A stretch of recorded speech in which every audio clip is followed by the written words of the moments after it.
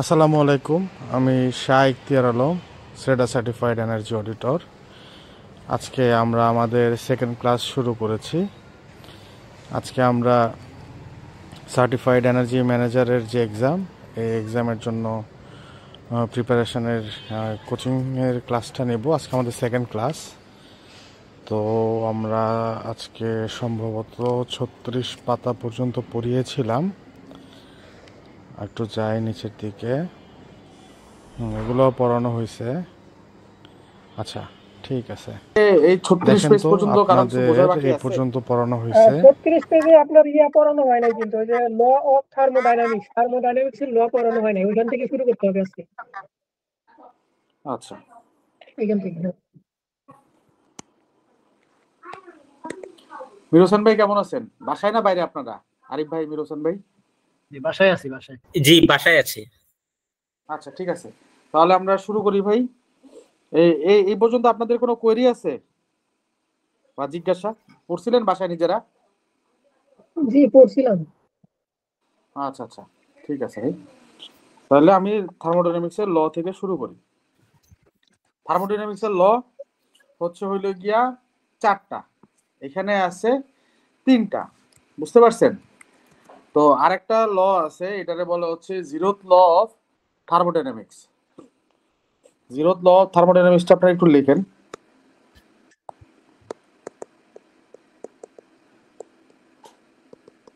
যে দুইটা বস্তুর যদি কিনা থার্মাল ইকুইলিব্রিয়াম, দুইটা বস্তু আছে, আপনাদের লটা একটু বুঝাই। ধরেন দুইটা বস্তু আছে, এরা থার্মাল ইকুইলিব্রিয়ামে আছে, থার্মাল ইকুইলিব্রিয়াম।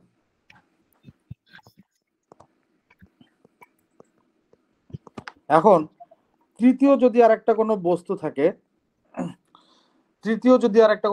থাকে, তারপরে হচ্ছে না, সরি, এটা এটা হইলো গিয়া দুইটা বস্তু আছে,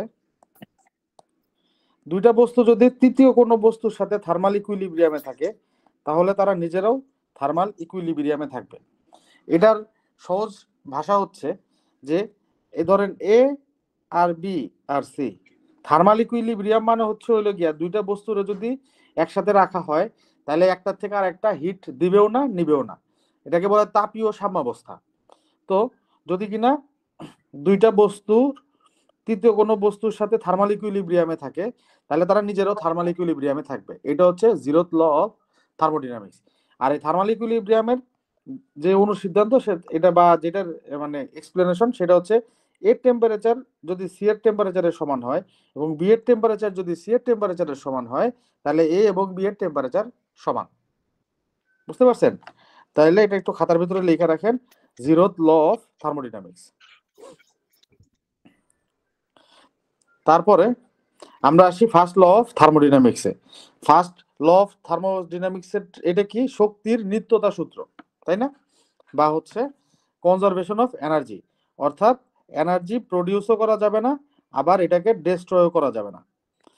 অর্থাৎ কোন সিস্টেমে যেই পরিমাণ এনার্জি আছে সেই পরিমাণ এনার্জি থাকবে, শুধুমাত্র এনার্জির একটা ফেজের থেকে আরেকটা ফেজে যাবে। গেল। তারপরে second law of thermodynamics. Second law of thermodynamics বলতেছে যে হিট, ধরেন এটা হচ্ছে টি হট, আর একটা হচ্ছে আর একটা বস্তু আছে টি কোল্ড। বলতেছে যে ঠান্ডা জায়গা থেকে গরম জায়গায় কখনোই হিট যাবে না যদি কি না বাইরের থেকে কাজ না করা হয়। বুঝতে পারছেন ভাই?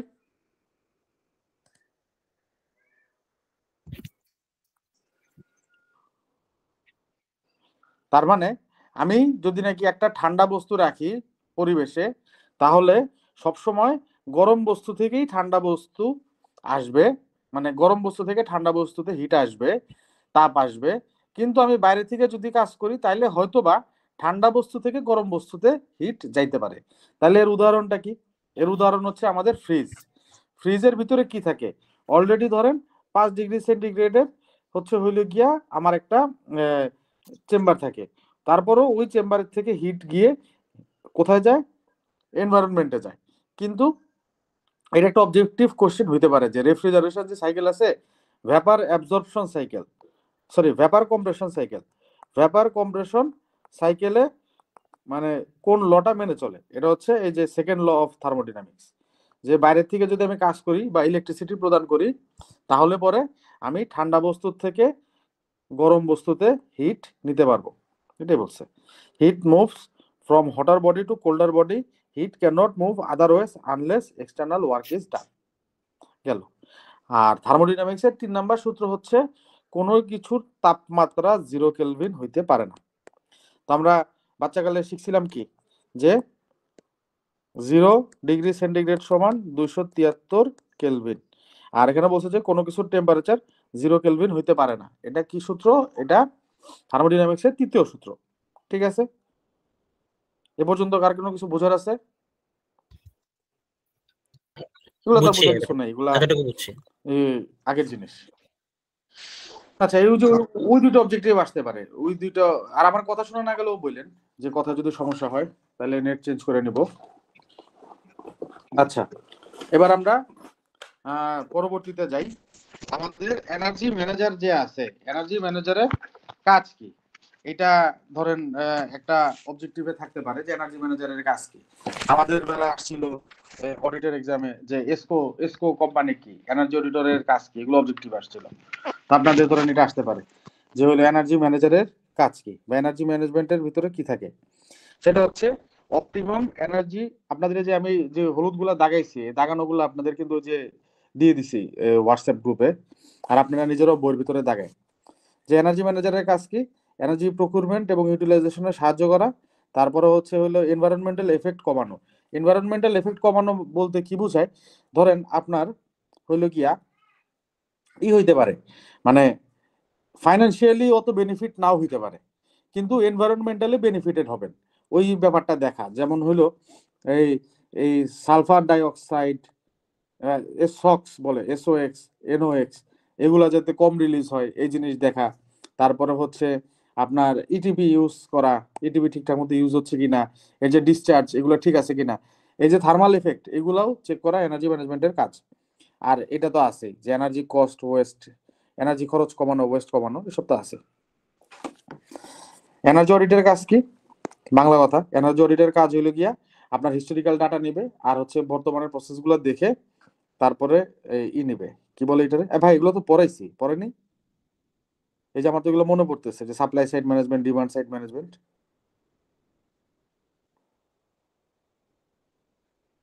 হ্যালো, এটা অন্য একটা জায়গায় তো আছে। অন্য জায়গায় ছিল না? এটা ওই যে ইয়েতে ছিল আর কি, ওই প্রথম দিকে চ্যাপ্টারে ছিল। আচ্ছা আচ্ছা, ঠিক আছে, চ্যাপ্টার 1 এ ছিল। আচ্ছা ভাই, ঠিক হ্যাঁ, আছে, চ্যাপ্টার 1 এ ছিল যে বিএসইই, তারপরে আচ্ছা আচ্ছা, ঠিক আছে। আমাদের আমরা একটু তাড়াতাড়ি এগুলো স্কিপ করে যাই, যেগুলো হচ্ছে বাংলা কথা, সেগুলো আপনারা একটু বাসায় একটু পড়ে নিন প্লিজ। তারপরে দেখেন এই যে জিনিস তো আমরা আসলে যে সাপ্লাই সাইড, ডিমান্ড সাইড এগুলো পড়ছি। এনার্জি অডিটের কাজ কি? বাংলা কথা দেখবেন, এই যে হলো কি হিস্টোরিক্যাল ডাটা নিয়ে অ্যানালাইসিস করা, এবং হচ্ছে হলো গিয়ে যে জায়গায় এনার্জি সেভ করা যাবে এগুলো চেক করা। আপনাদের এখানে একটা অবজেক্টিভ আছে, আইএসও কত? তারা হচ্ছে হলো গিয়ে 2018 জায়গায় 2020, 2022 এগুলো দিয়ে কনফিউজ করতে পারে। 5004, বুঝতে পারছেন? তো 2005 আইএসও ওই 50001 2018 এটা মুখস্থ করে ফেলবেন, যাতে এই জিনিসে ভুল না হয়। এনার্জি ম্যানেজমেন্টের এটা আইএসও 50001, বাংলা ভাষার বেনিফিট, এগুলা নিজেরা পড়ে নেবেন। তারপরে role of energy manager, energy ম্যানেজারের রোল কি এটা একটু পড়বেন। এর ভিতরে যে এনার্জি অপরচুনিটিস খোঁজা, সেভ করা, তারপর হচ্ছে মেইনটেনেন্সে রাখা, এই জিনিসগুলো নিজেরা একটু পড়ে নেন, দাগাই দিছি। এই লাইনগুলো পড়লেই আপনাদের হয়ে যাবে। তারপর এখানে আরো কিছু ইম্পর্টেন্ট অবজেক্টিভ আছে, যেমন হচ্ছে পাম্পের ক্ষেত্রে, এটা আমরা পর্যায়ে পড়বো, এখানে দাগায় রাখছি যাতে কিনা আপনারা দেখেন, বাট এই জিনিস আমি ডিটেলস পড়বো। যে কোনো কিছু পাম্প যদি ধরে, পাম্পের হচ্ছে হলে গিয়া একটা লেখার দরকার নাই, শুনে রাখেন। পাম্পের ইম্পেলারের সাইজ যদি কমাই, ইম্পেলারের সাইজ কমাইতে পারি, ইম্পেলারের সাইজ কমাইলে আমাদের হচ্ছে এনার্জি সেভ হয়। তারপরে হচ্ছে পাম্প যদি স্পিড কমে তাহলে এনার্জি সেভ হয়। কোনো পাম্প চালানোর জন্য যে মোটর থাকে, মোটরে যদি নাকি ভিএফডি লাগাই তাহলে এনার্জি সেভ হয়। এই কথাগুলোই আসলে এই জায়গাটায় আছে, এখানে বোঝার কিছু নাই, এখানে খালি একটু পড়ে যাবেন। তারপরে যে এসকো মানে কি, এনার্জি সার্ভিস কোম্পানি, এই জিনিস আসতে পারে, ভালো মতো মাথায় গেঁথে রাখেন, এনার্জি সার্ভিস কোম্পানি। এসকোর কাজ কি? এসকোর কাজ হচ্ছে হলো গিয়া বিভিন্ন ধরনের সলিউশন দেওয়া।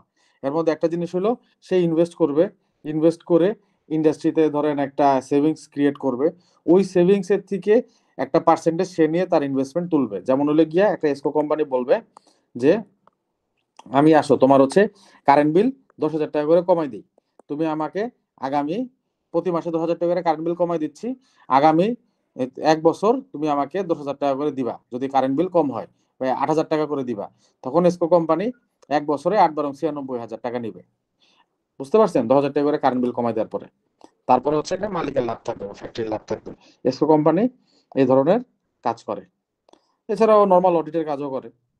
তো এসকো কোম্পানি গেল। তারপরে আসে আমাদের, গতকালকে আপনারা জিজ্ঞেস করতেছিলেন যে আমি সিপিএম পড়াবো কিনা। আমরা আজকে সিপিএম পড়বো। তো এইখানে একটা জিনিস রাখবেন, প্রজেক্টের ভিতরে, প্রজেক্ট কি? প্রজেক্ট হচ্ছে অবশ্যই একটা টেম্পোরারি এন্ডেভার। বুঝতে পারছেন? আমরা আমাদের আগের জিনিসগুলো শেষ, এখন আমরা হচ্ছে প্রজেক্ট ম্যানেজমেন্টের ভিতরে ঢুকে গেলাম। একজন এনার্জি ম্যানেজার হিসেবে আপনার প্রজেক্ট ম্যানেজমেন্ট জানার প্রয়োজন আছে, কারণ আপনি বিভিন্ন ধরনের প্রজেক্ট প্ল্যান্টের ভিতরে ম্যানেজ করবেন। এখন প্রজেক্ট কি জিনিস? প্রজেক্ট হওয়ার জন্য যে দুটো গুরুত্বপূর্ণ শর্ত, প্রজেক্টের একটা শুরু থাকতে হবে এবং শেষ থাকতে হবে। বুঝতে পারছেন? প্রজেক্টের শুরু থাকতে হবে, শেষ থাকতে হবে, এটা ডেফিনিট একটা পারপাস থাকতে হবে যে আমি এই কাজটা করতেছি, আমি এই ভ্যালুটা ক্রিয়েট করতেছি বা এই প্রোডাক্টটা ক্রিয়েট করতেছি, এবং এটা অবশ্যই টেম্পোরারি হতে হবে। বুঝতে পারছেন? তো একটা প্রজেক্ট ফিল আপ হওয়ার জন্য এই ক্রাইটেরিয়াগুলো দরকার। একটা টেম্পোরারি হইতে হবে, সে একটা প্রোডাক্ট বা সার্ভিস ক্রিয়েট করবে এবং এটার একটা শুরু বা শেষ থাকবে। এখন project development cycle. Project development cycle কি জিনিস? প্রজেক্ট ডেভেলপ প্রথমে কি করবেন? আপনি খুব সিম্পলি চিন্তা করেন, আপনি একটা ফিজিবিলিটি স্টাডি করবেন, তারপরে হচ্ছে এটা সাস্টেনেবল কিনা, এটা সেভিংস কিরকম, এটা কয় দিনে শেষ করবেন, এটার হচ্ছে হলো গিয়া রিটার্ন কেমন আসবে। তো এই নর্মাল কথাবার্তাগুলো লিখে দিলেও ধরেন এই স্টেপগুলা হয়ে যাবে। ফিজিবিলিটি, সাস্টেনেবিলিটি মনিটর করব, এনার্জি সেভিংস কি আছে, এগুলো দেখবো। টেকনিক্যাল ডিজাইন, টেকনিক্যাল ডিজাইনে যা আছে এগুলো জিনিস এগুলো পড়ে নেবেন, এগুলো তেমন ইম্পর্টেন্ট কিছু নাই, পড়ে নিন। ফাইন্যান্সিং, ফাইন্যান্সিং এর ব্যাপার আপনাদেরকে কেন বলা হচ্ছে? ফাইন্যান্সিং এর ব্যাপার বলা হচ্ছে কারণ হইলো গিয়া এনার্জি ম্যানেজার হিসাবে আপনাদের জন্য ফাইন্যান্স ম্যানেজ করা খুবই কঠিন। কারণ লোকজন ফ্যাক্টরি ফ্যাক্টরির ম্যানেজার, মানে ফ্যাক্টরির যে ম্যানেজমেন্ট, এরা সবসময় চিন্তা করে যে আমি মানে নগদে কি পাবো। তারা ধরেন সময় 100 বার চিন্তা করে। সে ধরেন মার্কেটিং এর জন্য টাকা খরচ করতে চিন্তা করে না, সেলস এর জন্য টাকা খরচ করতে চিন্তা করে না, কিন্তু এনার্জি ম্যানেজারদের পিছনে টাকা খরচ করতে তারা অনেক চিন্তা করে। তো এই কারণে আপনার অনেক ভেবে চিনতে বুঝে শুনে একটা জিনিস আপনার ম্যানেজমেন্টের কাছে পিচ করতে হবে। তো এই ফাইন্যান্সিং এর ক্ষেত্রে আপনি কিছু কিছু জিনিস কনসিডারেশনে নেবেন। যেমন আপনার যে প্রজেক্ট আছে, এই প্রজেক্টটা শুরুতেই আপনি যে কাজটা করবেন সেটা হচ্ছে নো কস্ট নিবেন, তারপর লো কস্ট নিবেন, তারপরে মিডিয়াম, তারপরে হাই। ডেকো লিগাসি নামে একটা, ডেকো লিগাসিতেই তো ছিল, হ্যাঁ ডেকো লিগাসিতে, না সরি, ডেকো ইস্যু, ডেকো ইস্যুতে আপনার হচ্ছে হইলো গিয়ে ওরা একবারে পার্মানেন্টলি সেট করে দিছিল যে হইলো ওরা 25 ডিগ্রি সেন্টিগ্রেডের নিচে টেম্পারেচার নামাতে দিবে না। বুঝতে পারছেন? তো এটা ধরেন ওদের অফিস অর্ডার করা ছিল, সব জায়গায় অফিস অর্ডার করে দিয়ে দিছিল, এবং ওদের রিমোট গুলো এমন ভাবে সেট করে দিছিল যাতে ওরা 25-এর নিচে না নামাইতে পারে। তো এটা ওদের একটা এনার্জি সেভিং মেজার ছিল। তো এই জিনিস করার জন্য আসলে তাদের কিন্তু কোনো টাকা পয়সা লাগে নাই, কিন্তু তাদের হিউজ একটা এনার্জি সেভ হইছে। তো অ্যাজ অ্যান এনার্জি ম্যানেজার আপনার এই জিনিসগুলা আপনি যখন ফ্যাক্টরিতে থাকবেন তখন দেখতে হবে। আপনি যখন নো কস্টের কোনো একটা কিছু ইমপ্লিমেন্ট করে আপনি আপনার ম্যানেজমেন্টকে দেখাইতে পারবেন, তারা তখন খুশি হবে। এরপরে আপনি যখন একটু মিডিয়াম হাই কস্টের জন্য বলবেন, তখন সে ধরেন রাজি হবে যে আসলে আমি তো আগে আগে তো আমি এটার থেকে একটা বেনিফিট পাইছি। হঠাৎ করে আপনি যদি বলেন যে স্যার একটা জেনারেটর বদলাই ফেলতে হবে, জেনারেটরের সমস্যা, এই কাজটা বললে তারা এগ্রি করবে না। কারণ আপনি যে টাকাটা কোম্পানি থেকে খরচ করবেন তার জন্য অনেক মানে কম্পিটিটর, অন্যান্য ডিপার্টমেন্ট এটার জন্য বসে আছে। যাই হোক, এখন আমরা কন্ট্রাক্টিং দেখবো। আচ্ছা, এখানে কি আরেকটা জিনিস বলছে, প্রজেক্ট ডিজাইন টু ইমপ্রুভ, কি ধরনের প্রজেক্ট আসলে আপনারা নিতে পারেন। এফিসিয়েন্সি ইমপ্রুভ করার জন্য প্রজেক্ট নিতে পারেন। তারপরে হচ্ছে হইলো গিয়া যেখানে এনার্জি এফিসিয়েন্সি নাই কিন্তু একটা ভাইটাল রোল আছে, যেমন ওই যে আপনাদেরকে বললাম যে সক্স নক্স কমানো, এনভায়রনমেন্টাল ঠিক রাখা, তারপরে ইটিপির যে ডিসচার্জ আছে ডিসচার্জের প্যারামিটারটাকে ঠিক রাখা, যে ইটিপির পানি বেরোচ্ছে, তো সব ক্ষেত্রে আপনারা প্রজেক্ট নিতে পারেন। তো এখানে কন্ট্রাক্টিং আছে, কন্ট্রাক্টিং এর জিনিসটা একটু পড়ে নেবেন, এটা আমার কাছে এত গুরুত্বপূর্ণ লাগতেছে না, তারপরে পড়ে নেবেন, পড়বেন আর কি, একটু রিডিং করে নেবেন যাতে পরীক্ষায় আসলে বানায় বুনায় লিখতে পারেন। এটা যদি আসে তাহলে ধরেন হচ্ছে হইলে কি আপনার ওই ইতে আসবে 5 নম্বরের একটা কোশ্চেনে দিতে পারে, অথবা আপনি শর্ট কোশ্চেনে পেতে পারেন। এখানে নর্মাল জিনিসপত্র বলছে যে কন্ট্রাক্টর কাজ করতে পারে কিনা এগুলো চেক করতে হবে, ডিসিপ্লিনের কন্ট্রাক্টরের ঠিকঠাক মতো আছে কিনা, মানে কন্ট্রাক্টরের ব্যাপার স্যাপার বলছে, এগুলো আপনারা একটু পড়ে নিন, এটা আমি রিডিং না করি। ইমপ্লিমেন্টেশনের জন্য যেটা যেটা সবচেয়ে গুরুত্বপূর্ণ সেটা হচ্ছে শুরুতে আপনার মেজারমেন্ট করে নিতে হবে। একটা কথা আছে প্রবাদ বাক্য, যেটা আসলে মেজার করা যায় না এটা ঠিকও করা যায় না। কোনো ভুল যদি থাকে তাহলে আসলে আপনার ভুলটা কি এটা জানতে হবে। তো অলওয়েজ আপনার যে কোনো কিছু ইমপ্লিমেন্ট করার সময় এর আগে আপনি জানতে হবে আপনি কি ইমপ্লিমেন্ট করতেছেন, কেন ইমপ্লিমেন্ট করতেছেন, তারপরে আপনার ঠিক ইমপ্লিমেন্টেশনের দরকার কি, এই জিনিসগুলো আপনার জানতে হবে। তারপরে বিভিন্ন কমিউনিকেশনের মেনটেন করতে হবে। একটা জিনিস মনে রাখবেন, একজন প্রজেক্ট ম্যানেজার পিএম তার 80% কাজ হচ্ছে হলো গিয়ে কমিউনিকেশন করা, মানে হচ্ছে ফোনে কথা বলা। সে কিন্তু আর কোনো কাজ করে না। যে প্রজেক্ট ম্যানেজার হয় তার 80% কাজ হচ্ছে ফোনে কমিউনিকেট করা। এই জিনিসগুলোই বলছে আর কি। এখানে পারফরমেন্স মনিটরিং এর কিছু বলছে, এগুলো একেবারে ভাই এগুলো একটু দেখে নিন পিএমপির পড়া, যে কোন প্ল্যানের থেকে চেঞ্জ হচ্ছে কিনা, মনিটরিং ঠিক হচ্ছে কিনা, কারেক্টিভ অ্যাকশন হচ্ছে কিনা, এগুলো দেখা। আমরা এত কিছু দেখবো না, আমরা ডাইরেক্ট চলে যাই সিপিএম এ। ওয়ার্ক ব্রেকডাউন স্ট্রাকচার নামে একটা জিনিস দেখা যাচ্ছে এখানে ডাব্লিউবিএস। ডাব্লিউবিএস এর মানে হচ্ছে আমাদের পুরো কাজটা আছে এটাকে ইউনিট কাজে নিয়ে চলে যেতে হবে, এটাকে বলা হচ্ছে ডাব্লিউবিএস, ওয়ার্ক ব্রেকডাউন ভাইয়া স্ট্রাকচার। কথা ভেঙে ভেঙে আসতেছে এখন। আচ্ছা ঠিক আছে ভাই, দেখেন work breakdown structure WBS, WBS মানে হচ্ছে ওয়ার্ক ব্রেকডাউন স্ট্রাকচার। এখন আপনি ডাব্লিউবিএস এ যেটা করে সেটা হচ্ছে পুরো কাজটা আগে নেয় যে আমার একটা পাম্প বসাতে হবে, বুঝছেন, প্রথমে একটা পাম্প বসাতে হবে। তো পাম্প বসানোর সময় এটা ধরেন একটা প্রজেক্ট, তারপরে এর ভিতরে থাকে হচ্ছে হইলে গিয়া আমার পাম্পের জন্য কি কি কাজ আছে এগুলা। একটা হইলে গিয়া বোর হোল তৈরি করা, তারপরে আপনার হইলে গিয়া পাম্পের মেশিন পত্র কেনা, তারপরে হচ্ছে ইলেকট্রিক্যালের লাইন টানা, এই ধরনের 3টা বড় কাজ। তারপরে হচ্ছে কতটুকু পাম্প লাগবে এটা ডিজাইন করা, এরকম 4টা বড় কাজ পাইলো। তারপরে এখন হচ্ছে কি কি ডিজাইন আছে, এই ডিজাইন যেমন এই জায়গায় দিচ্ছে, ধরেন হচ্ছে হইলো গিয়া এই যে টেকনিক্যাল ডিজাইন, যেমন পাম্পের যে ডিজাইনটা করবো ডিজাইন, তারপর আমার যদি ব্যাংকের লোন লাগে লোন অ্যাপ্লিকেশন। তো প্রত্যেকটা কাজকে একবারে ক্ষুদ্র ক্ষুদ্র ছোট ছোট স্টেজে এবং পার্টে ভাগ করা, এটাকেই বলা হচ্ছে হইলো গিয়া ওয়ার্ক ব্রেকডাউন স্ট্রাকচার, ডাব্লিউবিএস। এই যে প্রথম যে পার্টটা আছে এই পার্টটাকে বলা হচ্ছে লেভেল 1 ডাব্লিউবিএস, আর এই সেকেন্ড পার্টটাকে বলা হচ্ছে লেভেল 2 ডাব্লিউবিএস, এটাই বলছে। তো এটা না বোঝার কিছু নাই, এটা দেখবেন। আমাদের জন্য যেটা ইম্পর্টেন্ট সবচেয়ে সেটা হচ্ছে সিপিএম। আমরা একটু পরে সিপিএম এ চলে যাব। পিআরটি যেটা এটা সিপিএম একই জিনিস, সিপিএমটা আমরা দেখি যে কোন একটা র্যান্ডম সিপিএম বাইর করেন তো ভাই, না আছে না, এই যে আমরা সিপিএমটা করবো এখন।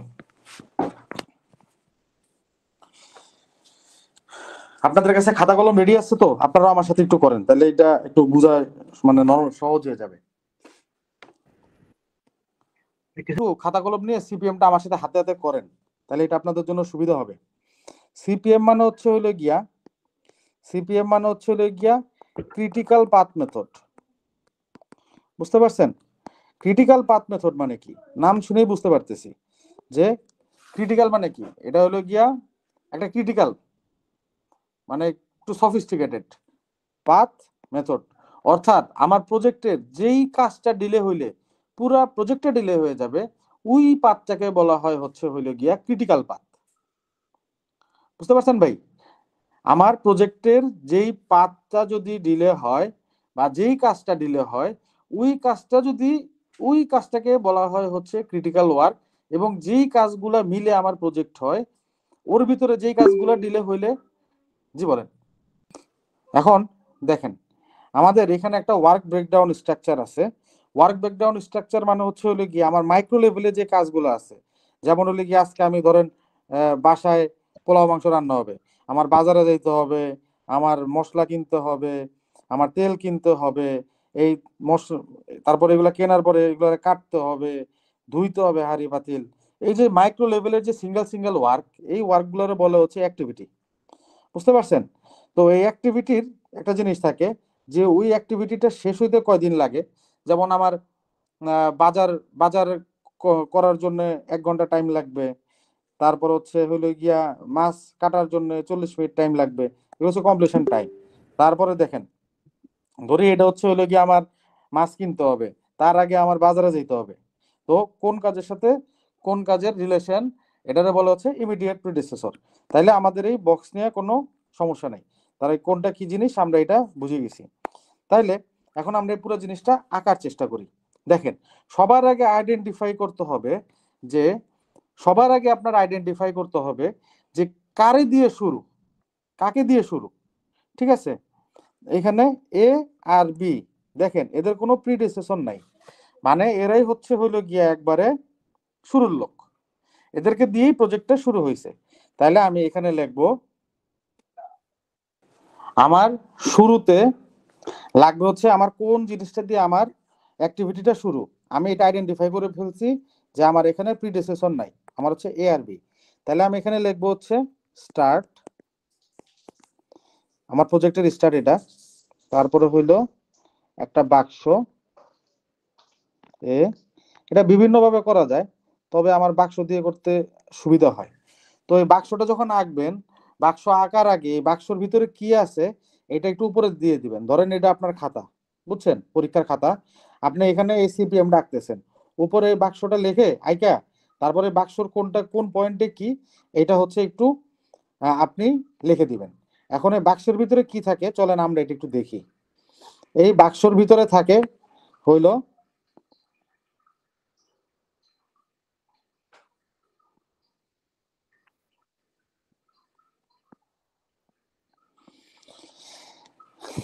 এক নাম্বার, এটাকে বলে আর্লি স্টার্ট, মানে সবচেয়ে তাড়াতাড়ি কখন শুরু হইতে পারে, এটাকে বলা হচ্ছে আর্লি স্টার্ট। ইএস লেখাটা দেখা গেছে আপনাদের এখানে, ইএস, জি জি জি জি এই যে দেখা গেছে। Early start. তারপরে এখানে থাকে হচ্ছে আর্লি ফিনিশ। আর্লি স্টার্ট মানে ওই প্রজেক্টটা সবচেয়ে আগে, আর্লি মানে তো বুঝতে পারতেছেন সবচেয়ে আগে কখন শুরু হইতে হবে, আর আর্লি ফিনিশ হচ্ছে এই প্রজেক্টটা যদি শেষ হয় তাহলে সবচেয়ে তাড়াতাড়ি কত আগে শেষ হইতে পারে এইটা। মাঝখানের যে জায়গা এইখানে, সরি প্রজেক্ট না, অ্যাক্টিভিটি আর কি, এইখানে অ্যাক্টিভিটির নাম যেমন এবিসিডি ছিল না, আমাদের এই অ্যাক্টিভিটির নাম এ আমরা দিই। এইবারে এইটা থাকে হচ্ছে লেট স্টার্ট, লেট ফিনিশ। তার মানে ওই প্রজেক্টটা আমি সবচেয়ে দেরি কখন শুরু করতে পারবো এবং ওই প্রজেক্টটা আমি সবচেয়ে দেরিতে কখন শেষ করতে পারবো, এই একটা বক্সের চার কোণায় এই চারটা জিনিস থাকে। এরপরে এখানে থাকতে পারে প্রজেক্টের ডিউরেশন বা সরি প্রজেক্ট না তো অ্যাক্টিভিটি, বারবার ভুল বলতেছি, এই অ্যাক্টিভিটির ডিউরেশন, যে এই অ্যাক্টিভিটিটা হইতে এই অ্যাক্টিভিটিটা হইতে কত দিন বা কত মাস সময় লাগে, এটা ডিউরেশন। আর এইখানে যেটা থাকবে এটা হচ্ছে হলো গিয়ে slack, slack time. Slack time কি? স্ল্যাক টাইম হচ্ছে আমি ওই প্রজেক্টটা করার জন্য কতখানি ডিলে করতে পারবো। এই স্ল্যাকের সমান হচ্ছে মানে হলো কি ওই প্রজেক্টে আমি কতখানি ডিলে, ওই অ্যাক্টিভিটি, বারবার ভুল বলতেছি ভাই, ওই অ্যাক্টিভিটিটা আমি কতক্ষণ ডিলে করতে পারবো, ওই অ্যাক্টিভিটি যতক্ষণ ডিলে করলেও প্রজেক্টের কোনো হ্যাম্পার হবে না, ওইটাকে বলা হচ্ছে slack time. Slack time equal to হচ্ছে হলো গিয়া স্ল্যাক সমান হলো গিয়া early, sorry late start minus early start, অথবা late finish minus early finish. এই জিনিসটা আমরা যখন, হ্যাঁ বলো, এই জিনিসটা আমরা যখন অঙ্ক করব তখন হচ্ছে এটা আমাদের কাছে ক্লিয়ার হয়ে যাবে ভাই। তাহলে আমরা এখানে আসি, এই বাক্সটা বুঝতে পারছেন বাক্সতে কি কি থাকে? তাহলে এবার আমরা বাক্সটা এঁকে ফেলি। এখানে আমাদের শুরুতে ছিল কে? এ, শুরুতে ছিল এ,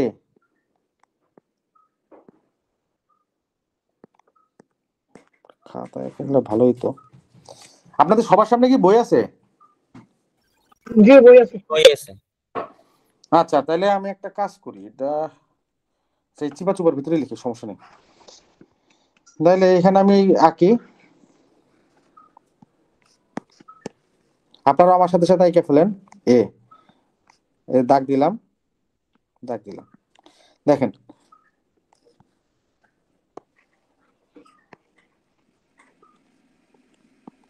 প্রথমে আমরা যেটা করব, ফরওয়ার্ড পাস করব। প্রথমে আমরা যেটা করবো এটা হচ্ছে ফরওয়ার্ড পাস, মানে স্টার্টিং এর থেকে ফিনিশিং এ গেলে খাতায় লিখে রাখেন, এটারে বলা হচ্ছে ফরওয়ার্ড পাস।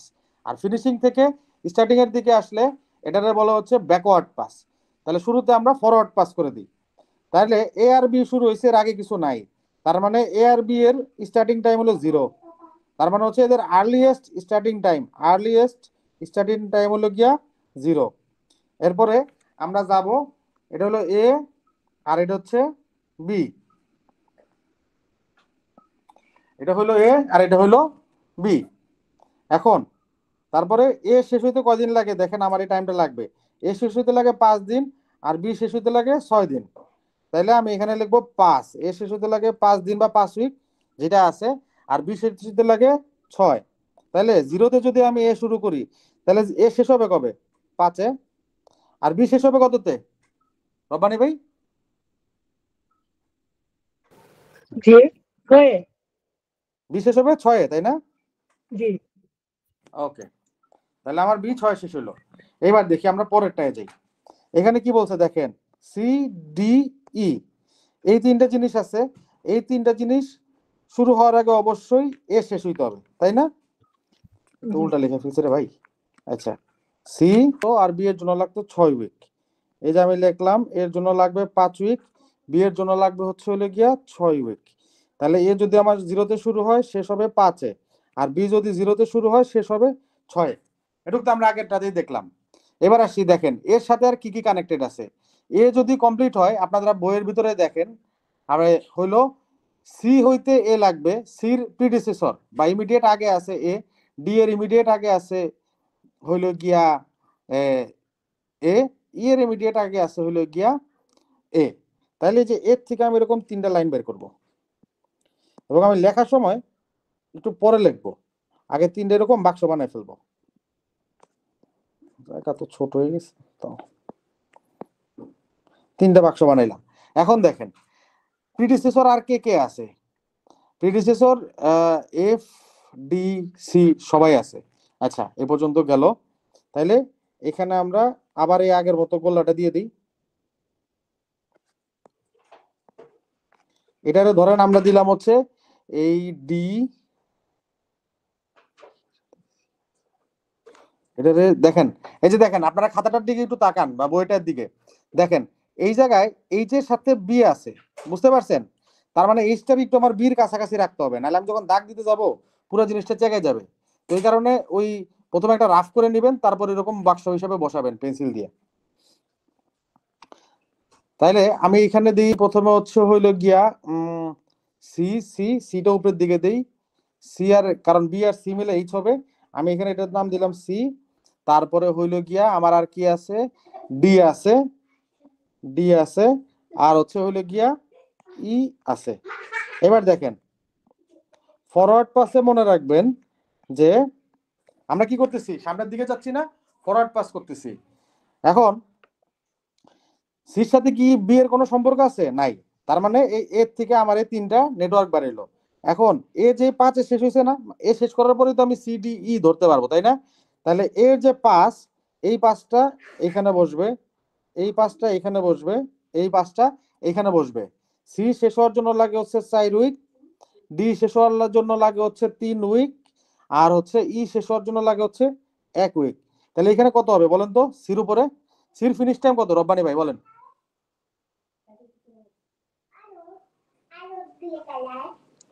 রব্বানি ভাই, আরিফ ভাই? 9। গুড। 5 আর 3 8, 5 আর 1 6। তাহলে সিডি আমি পেয়ে গেলাম। এরপরে দেখেন নিচে আছে কি একটা এফ, এফ আছে না? এফ এফ এফ কার উপর ডিপেন্ডেন্ট? ই এর উপর ডিপেন্ডেন্ট। তাহলে এখান থেকে ছোট করে একটু দিয়ে দিই, হলো এফ। এফ। তাহলে দেখেন ই শেষ হইতে লাগছে 6, তাহলে এফ শুরু হইতে লাগবে 6, এফ এর টাইম কত 4, তাহলে এফ হবে কবে 10-এ। 10। এবার তাহলে আসি জি, জি কার কার উপর ডিপেন্ডেন্ট, জি হইল কি এফ আর ডি এর উপর ডিপেন্ডেন্ট। তাহলে এই যে আমার আঁকাটা সুন্দর হইতেছে না, কারণ আমি এটাতে পোর্ট্রেট মোডে আঁকতেছি তো বিপদে পড়ে গেছি, জায়গা পাচ্ছি না। দেখেন আপনারা খাতায় সুন্দর মতো করে এটা আঁকবেন। দেখেন এফ, তাহলে এফ এফ আর ডি এর উপর ডিপেন্ডেন্ট হলো জি, ঠিক আছে, তাহলে আমি যে জি লিখলাম। তাহলে দেখেন এইখানে যেটা ইস্যু ডি আর এফ এর উপর জি ডিপেন্ডেন্ট, ভালো কথা। তাহলে জি এর শুরু কত হবে? মিরোসন ভাই বলেন জি এর শুরু কত হবে?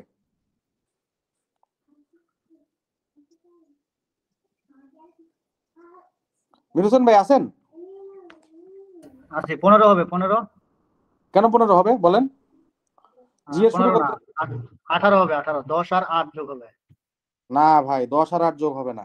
এখানে আপনার যেটা হবে এটা হচ্ছে আপনার ডি শেষ হয় হলো 8 নাম্বার সপ্তাহ পরে, এফ শেষ হয় 10 নাম্বার সপ্তাহ পরে। তাইলে আপনার জি শুরু হওয়ার জন্য ডি আর এফ দুইটাই শুরু হইতে হবে। দুইটাই যদি শুরু হইতে হয়, আমি 8 নাম্বার সপ্তাহ পরে তো শুরু করতে পারতেছি না, কারণ তখনও তো আমার ডি শেষ হয় নাই, আমার এফ শেষ হবে 10 সপ্তাহ পরে। তাইলে আমি এটা আসলে 10 হবে ভাই, 10, এটা যোগ না, এটা হচ্ছে সবচেয়ে বড়টা এখানে আসবে, বুঝছেন? তাহলে এফ হইল গিয়া 10 হবে, জি এর শুরু হবে 10, কারণ আমার ডি আর এফ দুইটাই শেষ হইতে হবে, ডি আর এফ দুইটাই শেষ হবে 10 সপ্তাহ পরে। মনে রাখবেন, খাতায় লিখে রাখেন, ফরওয়ার্ড পাসে ম্যাক্সিমামটা হয়, বুঝছেন? ফরওয়ার্ড পাসে ম্যাক্সিমামটা হয়। তাইলে গেল হইলো জি এর এখানে গেল 10, ফাইন। তাহলে জি শেষ হইতে টাইম লাগে হচ্ছে হইলো গিয়া 14 সপ্তাহ, তাহলে এটা হবে হলো 24। এবার আসি এইচ, এইচ কার কার উপর ডিপেন্ডেন্ট? এইচ হচ্ছে হলো বি আর সি এর উপর ডিপেন্ডেন্ট। তাহলে আমরা এদিকে যাই, বি আর সি, এটার সাথে একটা টানি হচ্ছে হলো গিয়া এইচ। এইচ এর স্টার্ট টাইম কত হবে ভাই বলেন তো দেখি? রাখো তো, এইচ এর স্টার্ট টাইম কত হবে? 9 এইচ এর স্টার্ট টাইম 9 হবে। 9 না 9, গুড গুড। এইচ এর স্টার্ট টাইম হচ্ছে 9। জি ভাই, এইচ এর স্টার্ট টাইম 9, এইচ এর স্টার্ট টাইম হচ্ছে 9। এস হইতে কতদিন লাগে? 12, 12, তাহলে 9 এর 12 কত হইলো? 21। 21। তাহলে আমার এইচ শেষ। এরপরে আমার হচ্ছে আই, আই কার কার উপর ডিপেন্ডেন্ট? জি আর এইচ এর উপর।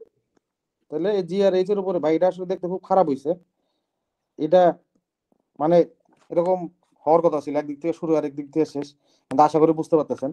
তাহলে দেখেন জি আর এইচ না, তাহলে এখন যদি হয় আই, আই হলো জি আর এইচ এর উপরে, তাহলে একটা দাগ দিব এরকম আই, তাহলে 24 আর 21, তাহলে আই 24 মাসের আগে শুরু সপ্তাহের আগে শুরু হইতে পারবে না, 24 আই শেষ হতে লাগে 2 দিন, তাহলে টোটাল হলো গিয়া 26, 26, 24 আর 2 26 গেল। তার মানে আমার টোটাল প্রজেক্টটা শেষ হতে লাগবে কয়দিন? আমি টোটাল প্রজেক্ট কমপ্লিশন টাইম পেয়ে গেলাম, টোটাল প্রজেক্ট শেষ হতে লাগবে হচ্ছে 26 উইকস, টোটাল প্রজেক্ট টাইম আমি পেয়ে গেছি, কারণ আমার আয়ের শেষে যায় দাঁড়াইছে 26। আপনারা খাতায় খাতায় করতেছেন তো ভাই জিনিসটা? খাতা একটু কইরেন। জি জি জি, খাতায় করছি। আচ্ছা, তার দেখেন এইবার আমি আয় শুরু করব হচ্ছে হইল গিয়া 26-এ, তার মানে এবার হচ্ছে আচ্ছা এই দেখেন এইবার এতক্ষণ আমি গেলাম ফরওয়ার্ড পাস, এই যে এখানে একটা সামনে আবার আয়ের পরে আমরা যেমন স্টার্ট দিছি এরকম আয়ের পরে একটা দাগ দিয়া ফিনিশ দিয়ে দিবেন বা স্টপ দিয়ে দিবেন। এবার আয়ের আমি ব্যাকওয়ার্ড পাস খেলি, আয়ের ব্যাকওয়ার্ড পাস খেলে আয় যেখানে শেষ করছিলাম উপরে 26, এবার নিচে 26 লিখবো, 26 লিখছি। এবার আয় হইতে কত দিন লাগে? 2 সপ্তাহ, তাহলে এই জায়গা হবে হইলো 24, এই জায়গা হইলো 24। দুইটা মাঝখানে লিখে ফেলবো না? না না, নিচে স্ল্যাক 2 তো আপনার উপরেই আছে, উপরে 2 আছে না, ওটা দেখে তো আপনি বুঝতেই পারতেছেন যে আপনার এটা ডিউরেশন হলো 2, আর মাঝখানে 26 আর 24 এর মাঝখানে যেটা নিচের লাইনে যেটা, ওটা আমরা স্ল্যাক বের করার জন্য রাখছি, ওটা আমরা পরে করব, আগে এটা লেখেন 24। এবার আয়ের যে এখানে যে 24 হইলো না, এই 24 আমি সবগুলোর মধ্যে বসাই দিব।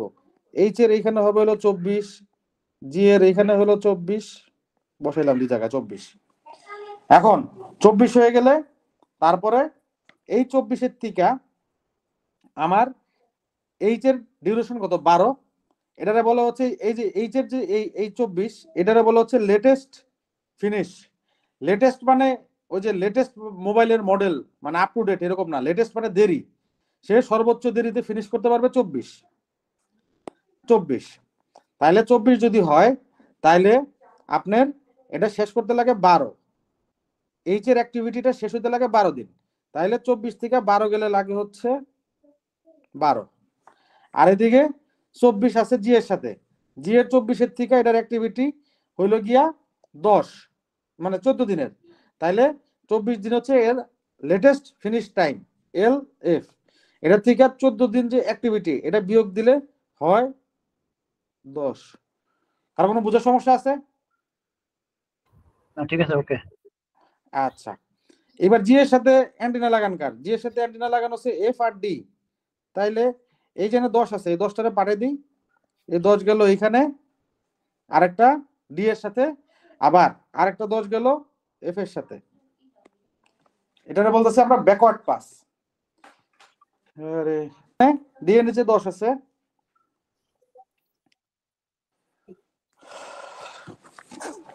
তারপরে আমার যেটা হইলো এখন এই যে 10, তাহলে ডি এর টাইম কত দিন? ডি এর টাইম 3 দিন না ভাই? ডি এর টাইম তো 3 দিন। তাহলে ডি এর লেটেস্ট ফিনিশ এটা কত হবে? 10-এর থেকে 3 গেলে 7 গেল। এফ এর latest finish, latest start, sorry, D এর লেটেস্ট স্টার্ট হলো 7। এই যে 10 হলো গিয়া লেটেস্ট ফিনিশ, আর হচ্ছে 7 হলো গিয়া লেটেস্ট স্টার্ট। তাহলে এফ এর জন্য কত হবে? এটা 6। বুঝছেন? গেল, এই পর্যন্ত মিলে আসছি। এবার সি এর দিকটাও দেখি, এদিকে কি হইতেছে। এই যে এইচে যে গেছিলাম, এইচে যে আমার 12 ছিল, এই 12 গুলো আমি পাস করবো না ব্যাকওয়ার্ড পাসে? 12 আমি কারে দিব? 12 আমি একটা দিব বি রে, ওকে, আরেকটা দিব সি রে। 12। দিলাম। তাইলে সি রে যদি 12 দেই, তাইলে সি এর দেখেন 12 থেকে 4 গেলে কত থাকে? এই যে এটা এটা বিয়োগ করে 6। দিলে 8। 8। আচ্ছা, আর বি এর জন্য হইলো গিয়া 6 থেকে 12 বিয়োগ দিলে 6। আর এই সি এর জন্য হইলো গিয়া 8 গেল। এবার আমি এই নিচেরটা মিলাই ফেলি। নিচেরটা দেখেন, ইয়ের নিচের ইতে আছে হচ্ছে হইলো গিয়া আমার এফ এ ছিল 6, তাহলে ইয়ের এখানে হলো 6, ইয়ের ডে হলো 1, তাহলে এটা দেবো 5। দেখেন এবার এসে এতে লাগছে কেচাল না? এতে দেখেন কি হইছে। 5। এতে তাহলে কোনটা বসবে? 5 আছে, 7 আছে, 8 আছে। এতে কোনটা বসবে বলেন তো আরিফ ভাই, কি মনে হয় আপনার? সবচেয়ে বড়টা তো আমরা ফরওয়ার্ডে নিছি, এখন সবচেয়ে ছোটটা কি ব্যাকওয়ার্ডে নিব? হ্যাঁ, ব্যাকওয়ার্ডে সবচেয়ে ছোটটা নিতে হবে সবসময়। দেখেন আমরা সবসময় সবচেয়ে ছোটটা নিতেছি ব্যাকওয়ার্ডে। এটা দেখে রাখেন যে ফরওয়ার্ডে ম্যাক্স আর ব্যাকওয়ার্ডে মিন যদি হয়, তাহলে 8, 7 আর 5 এর মাঝখানে নিব হইলো 5। ঠিক আছে, 5 গেল 0 গেল না? আমার কিন্তু পুরা নেটওয়ার্ক ডায়াগ্রাম কিন্তু আমার কমপ্লিট হয়ে গেছে ভাই। এইবার আমার নিচের বাক্সটা ফাঁকা আছে, ওই নিচের বাক্সটা আমি লিখে ফেলি। দেখেন 6 থেকে 0 গেলে কত থাকে? 6। তার মানে আমার অ্যাক্টিভিটি বি এর স্ল্যাক টাইম হচ্ছে হলো গিয়ে 6। যদি আপনার ম্যাথে বলে যে বি এর স্ল্যাক টাইম কত, বলবেন 6। তারপরে 12 থেকে 9 গেলে থাকে হলো 3, বা 21 24 থেকে 21 গেলে থাকে 3। তারপরে 26 থেকে 26 গেলে থাকে 0। বুঝছেন? আয়ের এটা জন্য এটা একটু মানে স্ল্যাক টাইমটা ক্যালকুলেশনের ফর্মুলাটা কি? স্ল্যাক তো বলছিলাম যে স্ল্যাক সমান হচ্ছে হইলো গিয়া latest start minus early start, অথবা latest finish minus early finish, দুইটাই একই। এই যে লেটেস্ট ফিনিশ মানে সবচেয়ে দেরিতে সে ফিনিশ করতে পারে 12-তে, সবচেয়ে শুরুতে সে ফিনিশ করতে পারে 6-এ। এই দুইয়ের থেকে বিয়োগ দিলে যে 6 আসে এটা, অথবা সে 0 উইকেও শুরু করতে পারে, অথবা 6 নাম্বার উইকেও শুরু করতে পারে। এই স্ল্যাক টাইমের মানে শানে নজর হইল গিয়া যে সে চাইলে এই টাইমটুক ডিলে করতে পারে। এই টাইমটুকু যদি সে ডিলে করে তাহলে তার প্রজেক্টের কোনো হ্যাম্পার হবে না। অর্থাৎ 0 উইক অথবা 6th উইকের ভিতরে যে কোনো দিন যদি এই বি তার অ্যাক্টিভিটি শুরু করে তাহলে প্রজেক্টের জন্য কোনো সমস্যা নাই, সে 12 উইকের আগে এটা কমপ্লিট করলেই হইলো। এই কারণে স্ল্যাক টাইম মানে হচ্ছে যে আমি ওই টাইমটা আমার জন্য স্পেয়ার। স্ল্যাক টাইম বের করার কারণ হইলো গিয়া, ধরেন বি হইলো গিয়ে এক জায়গায় মাটি কাটা, এ হইলো আরেক জায়গায় মাটি কাটা। স্ল্যাক টাইমের জন্য আমি বিটারে যদি দেরি করতে পারি তাহলে বি এর যে রিসোর্সটা আছে ওটার আমি এতে লাগাইতে পারবো, এতে লাগাইলে এটা তাড়াতাড়ি হয়ে যাবে। বুঝতে পারছেন? এই যে রিসোর্স ম্যানেজমেন্টের জন্য এই হিসাবটা করে, যেখানে স্ল্যাক টাইম আছে ওইখান থেকে রিসোর্স নিয়ে ক্রিটিক্যাল পাথে বসানো যায়। আচ্ছা আমরা পুরো জিনিসটা করি, তারপর আমরা ক্রিটিক্যাল পাথটা বাইর করতে পারবো। দেখেন এই সি এর জন্য স্ল্যাক টাইম কত, রব্বানি ভাই বলেন তো, সি অ্যাক্টিভিটির জন্য স্ল্যাক টাইম। কি অ্যাক্টিভিটির জন্য স্ল্যাক টাইম হচ্ছে 8 - 5 3। গুড। এটার জন্য স্ল্যাক টাইম হলো কি 2, এটার জন্য 0, এটার জন্য 0, এটার জন্য 0, এটার জন্য 0। এখন ক্রিটিক্যাল পাথ হচ্ছে যেই পাথ দিয়ে গেলে আপনার স্ল্যাক টাইম 0, ওইটা হচ্ছে আপনার ক্রিটিক্যাল পাথ। তাহলে আপনি এখানে পরে একটা লাইন লিখবেন যে ক্রিটিক্যাল পাথ ইকুয়াল টু এরকম এ এরকম একটা দাগ দিবেন বা দাগ দিবেন, দেওয়ার পর দেন এ হলো 0, এরপরে ই হলো 0, এরপরে হচ্ছে এফ 0, তারপরে হচ্ছে হইলো গিয়া জি 0, তারপরে হইলো গিয়া আই 0। তাহলে এ ই এফ জি আই এই যে জায়গাটা পাইলেন, এই যে এই জায়গাটা,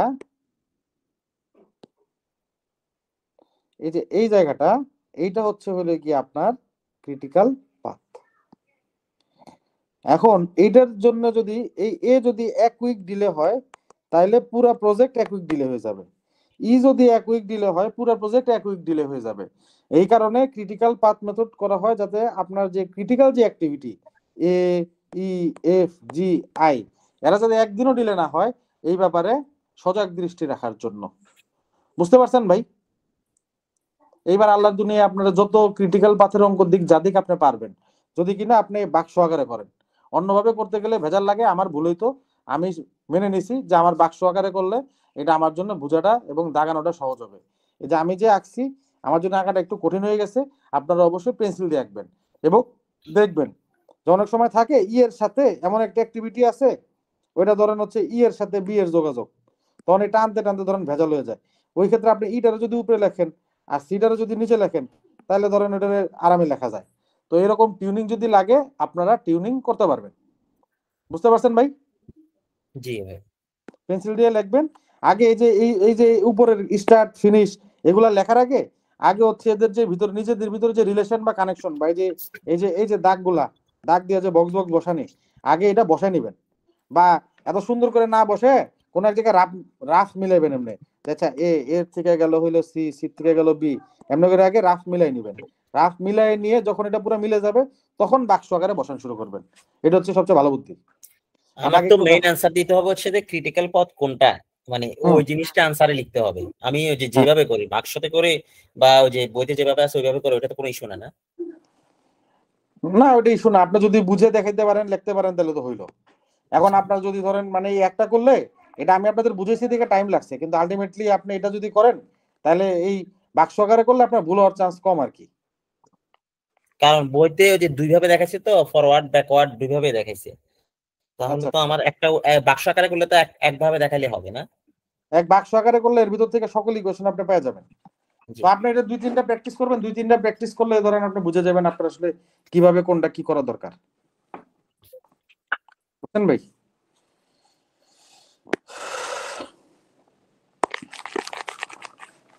আচ্ছা তাহলে আমাদের এই সিপিএম নিয়ে কারো কোনো কোশ্চেন আছে? আপনারা আরো একটা সিপিএম আছে আমি লিখে রাখতেছি যে একটা সিপিএম আপনাদের নিয়ে করতে দিব। আপনাদের নেক্সট যে পরীক্ষাটা হবে আপনারা একটা সিপিএম করে ওটা ছবিটা আমাকে দিয়ে দিবেন। আর আজকে আপনারা গত পরীক্ষায় কি করছেন এটার আমি মার্কস গুলা দেখবো। আচ্ছা আমাদের এটা শেষ। এখানে দেখেন এই যে এত কিছু এই যে এইগুলা বানাইতে গেলে ধরেন মাথা খারাপ হয়ে যাবে। এই জিনিসটাই না বানাইতে গেলে মাথা খারাপ হয়ে যাবে। এর চেয়ে ধরেন আপনার নিজের নিজে বাক্স করে করাটা সহজ। ক্রিটিক্যাল পাথ কোনটা টোটাল প্রজেক্ট কমপ্লিটের টাইম কোনটা, 26 উইক আর টাইম। আচ্ছা, ফাইন্যান্সিয়াল ম্যানেজমেন্ট, আপনারা সবাই ফাইন্যান্সিয়াল ম্যানেজমেন্টের ব্যাপারে বেশি কিছু বলার নাই, তবে আমি আপনাদের হলো গিয়া কয়েকটা সূত্র দাগাই দিছি, সূত্রগুলা পড়বেন। এখানে কিছু বাংলা কথাবার্তা আছে, বাংলা কথাবার্তাগুলো একটু পড়ে নিয়ে নিজ দায়িত্বে। Investment need and appraisal criteria, যে পিকচার মনে হয় আটকে গেছে, মানে পেজ করতেছে না আর কি আপনার ল্যাপটপে সম্ভবত, আমরা স্ক্রিনে করতেছে না। আচ্ছা ঠিক আছে, এখন ঠিক আছে। আচ্ছা আচ্ছা, আসছে না, দেখেন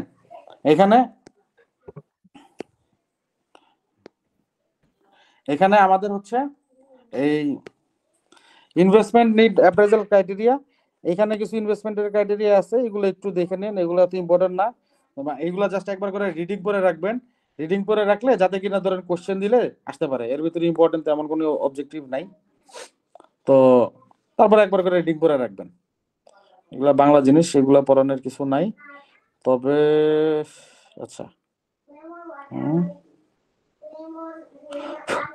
পড়ানোর কিছু নাই, এগুলা রিডিং করে রাখবেন, বোঝানোর কিছু নাই জায়গায়, বুঝতে পারছেন? এই যে আপনাদের জন্য এই ইগুলা দাগায় রাখছি, এই কি বলে এটারে আপনার হচ্ছে সূত্রগুলা সহজ সূত্র, এগুলো একটু দেখেন, যে প্রফিট কি, রেভিনিউ মাইনাস কস্ট, মানে খরচ মাইনাস কস্ট কত, এটা দেখবেন। দেখার পরে এগুলা, এটা একটা অঙ্ক আছে, অঙ্কটা করে নিয়েন, যদি না পারেন আমাকে জানাইন যে আপনি পারতেছেন না। অঙ্কটা কি আমি এখন করব নাকি আপনারা একবার প্র্যাকটিস করে দেখবেন? সহজ অঙ্ক এগুলা, প্র্যাকটিস করে দেখি, তারপরে না হলে তো আপনি আছেন। মির হোসেন ভাই, আপনি সাদ্দাম ভাই? জি সমস্যা নেই, আমরা প্র্যাকটিস করে দেখি, প্র্যাকটিসটা হয়তো পারবো ইনশাআল্লাহ। এগুলো সহজ অঙ্ক, একবারে যোগ বিয়োগ গুণ ভাগের অঙ্ক আর কি। অফিসে আপনারা চাকরি করেন তো, এগুলো একটু দেখলেই বুঝবেন যে এর ভিতরে কি আছে। ভেজাল যেগুলো, আমি ভেজালে ডাইরেক্ট চলে যাই।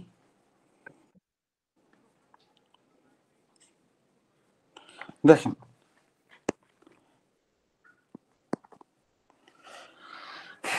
এটাতে বলছে যে break even analysis, break even analysis এটিও আপনারা পারেন।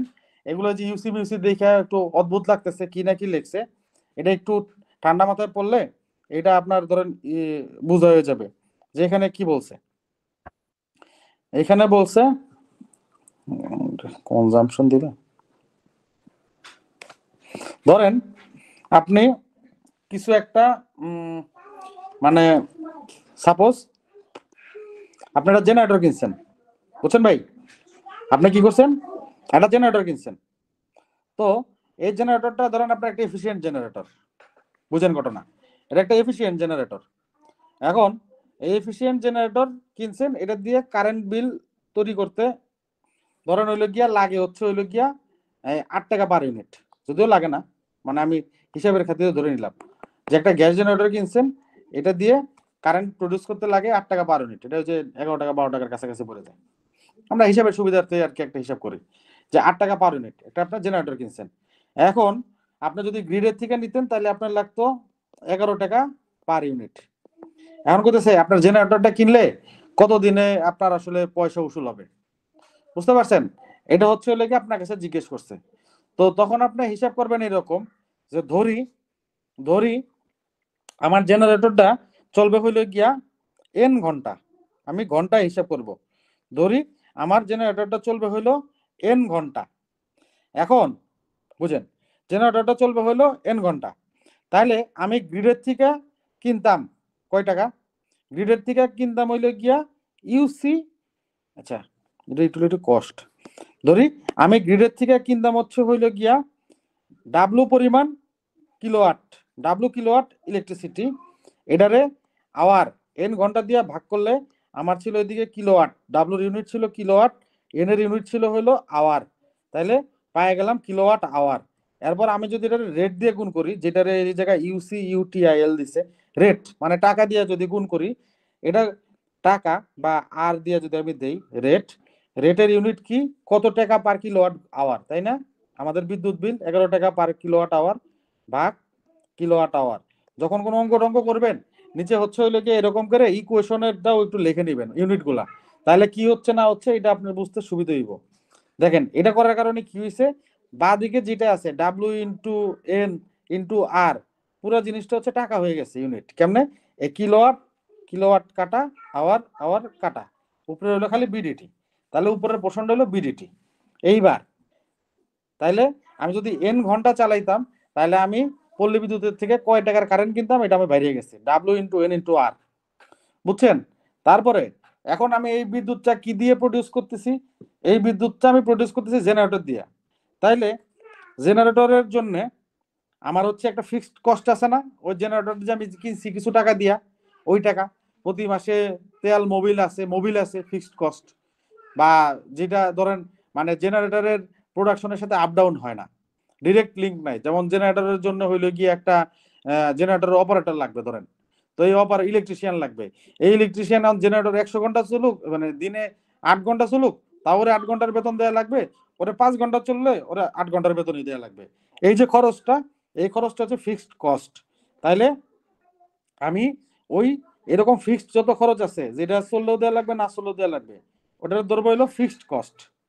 প্লাস এইখানে এই অঙ্কের ভিতরে আসলে ফিক্সড কস্ট ওই মাসেরটা দেয় নাই। এই জায়গায় ফিক্সড কস্ট আসলে জেনারেটর কেনার জন্য কয় টাকা লাগছে ওই জেনারেটর ইনভেস্টমেন্টেই দিছে, তাহলে এই ইকুয়েশনটা একটু ডিফারেন্ট হইতো। এখানে ফিক্সড কস্ট মানে দিছে হচ্ছে হইলো গিয়া জেনারেটর কিনতে কয় টাকা লাগছে, প্লাস হচ্ছে হইলো গিয়া আমার জেনারেটরে 1 কিলোওয়াট প্রডিউস করতে কয় টাকা লাগে, ইন্টু জেনারেটরে কয় কিলোওয়াট প্রডিউস হয়, ইন্টু কয় ঘন্টা চলে। তাইলে এটা যখন আমি হিসেব করে দিছি, তখন আমার ফিক্সড কস্ট এই মানটা টাকাতে আসছে। এইটার মান আমি জানি, এন এর মান আমি জানি না, আর এর মান আমি জানি। তাহলে এখানে এন, আর এদিকে আর একটি ইকুয়েশন আছে, ফিক্সড কস্টটা টাকায়। এটা ধরেন 200 টাকা দিয়ে আমি জেনারেটর কিনছি সাপোজ, আর এদিকে আসছে হলো গিয়া ধরেন ডাব্লু হইলো গিয়া 10, ডাব্লু হইলো গিয়া ধরেন সাপোজ হলো 10, আর হইলো গিয়া 2 এন। তাহলে 10 দুগুণে 20 এন সমান হচ্ছে ফিক্সড কস্ট ধরলাম আর কি 200 টাকা, প্লাস ধরেন এই জায়গায় দিয়া 200 প্লাস হচ্ছে ধরেন হইলো গিয়া এই জায়গায় আসছে এন, এন এনই আছে, আর ধরেন এই জায়গায় এসে হইলো গিয়া ইউনিট কস্ট 5 2, 5 দুগুণে 10 এন। যখন আমার এই 10 এন বেরিয়ে গেল, তাহলে 20 N minus 10 N equal to 10 N সমান 200। তাহলে এন সমান হইলো গিয়া 10।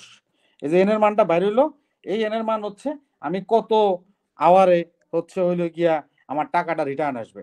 যেহেতু আমি এন এর মান ধরছি আওয়ারে, এন যদি ধরতাম দিনে, তাহলে এন আসতো কত দিনে আমার টাকাটা রিটার্ন আসবে। এই যে রিটার্নের টাইমটা আমি বাইর করলাম, এটারে বলা হচ্ছে ব্রেক ইভেন অ্যানালাইসিস। এই অ্যানালাইসিসের একটা সমস্যা আছে। এই অ্যানালাইসিসের সমস্যা কি? আজকের 10 টাকা ইকুয়াল টু তো কালকের 10 টাকা না। এই অঙ্কের কোনো জায়গায় দেখেন আপনার হচ্ছে ডেপ্রিসিয়েশন কাউন্ট করা হয় নাই, ফিউচার ভ্যালু কাউন্ট করা হয় নাই, প্রেজেন্ট ভ্যালু কাউন্ট করা হয় নাই। এটা হচ্ছে সিম্পল একটা অ্যানালাইসিস, যেটা হলো ব্রেক ইভেন অ্যানালাইসিস করছে। বুঝতে পারছেন মির হোসেন ভাই?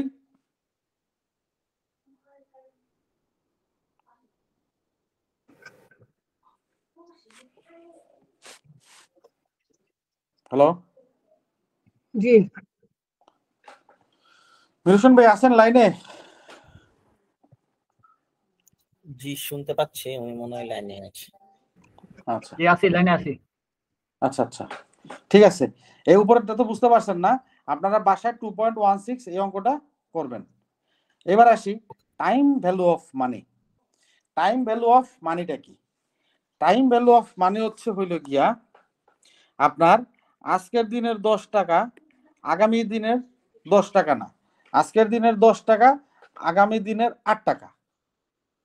এটা তো বোঝেন ভাই, এটা বোঝানোর দরকার আছে।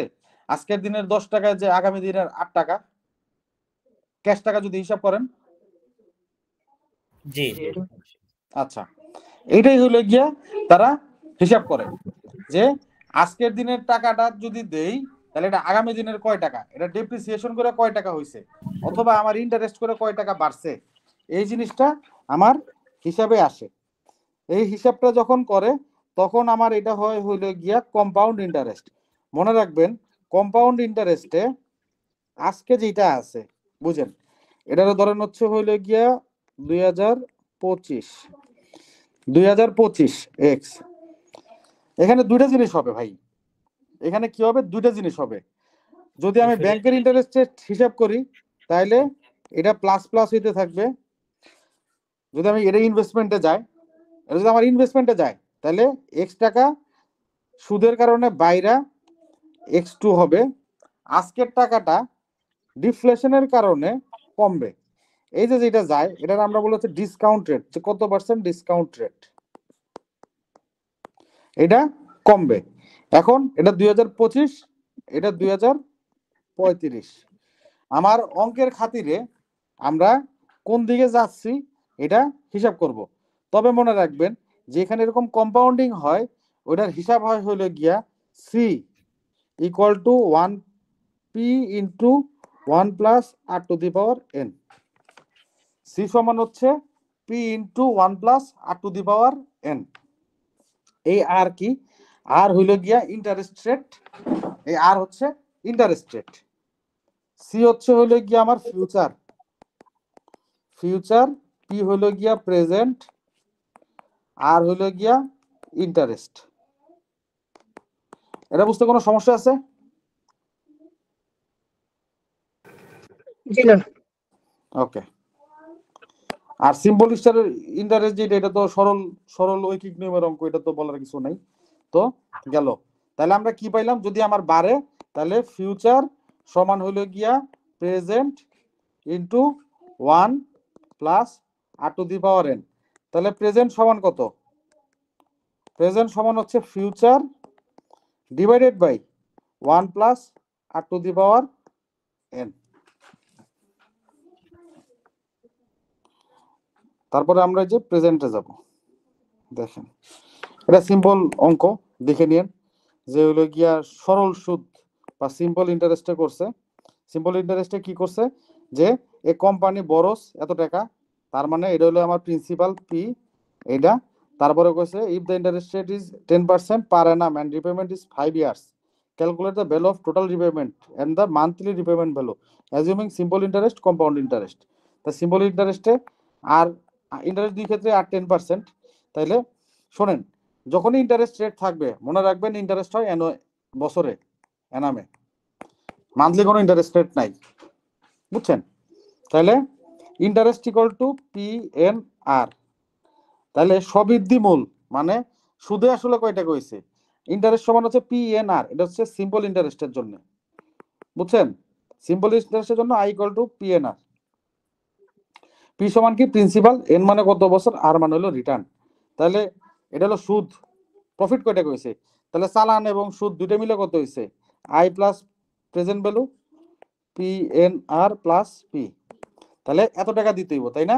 তাহলে আপনারা একটু ক্যালকুলেটরে টাচ করে টান দিয়ে দেন, একটু ওয়ার্ম আপ করেন। ক্যালকুলেটর আছে আপনাদের হাতের কাছে? জি আছে। টাচ করে টান দিয়ে দেন, একটু ওয়ার্ম আপ হন। তাহলে এটা আমার সিম্পল ইন্টারেস্ট। সিম্পল ইন্টারেস্টে কত হইলো? পি এর মান হচ্ছে 21 শতক, হাজার অযুত, লাখ নিযুত, 30 লাখ। দর্শক 1 2 1 2 3 ইন্টু এন এর মান কত? এন এর মান হচ্ছে 5 বছর, 5 ইন্টু আর কত? 10%। 10% মানে 10 ভাগ 100 প্লাস 30 1 2 3। এটারে আরেকভাবে লিখতে পারেন, পিটারে কমন নিলে 1 প্লাস এন আর, বুঝছেন? এমনি যদি লেখেন তাহলে ধরেন তাড়াতাড়ি হয়ে যাব। দিয়া একটা মান আসছে, এই মানটা কত? এই মানটা হইলো গিয়া 45,000 টাকা, সরি 45,000 না, 45 লাখ টাকা। এটা হচ্ছে আমার সুদে আসলে হয়েছে। তাহলে এটা যদি হয় তাহলে পরে আমার পার্টটা কি অঙ্কের?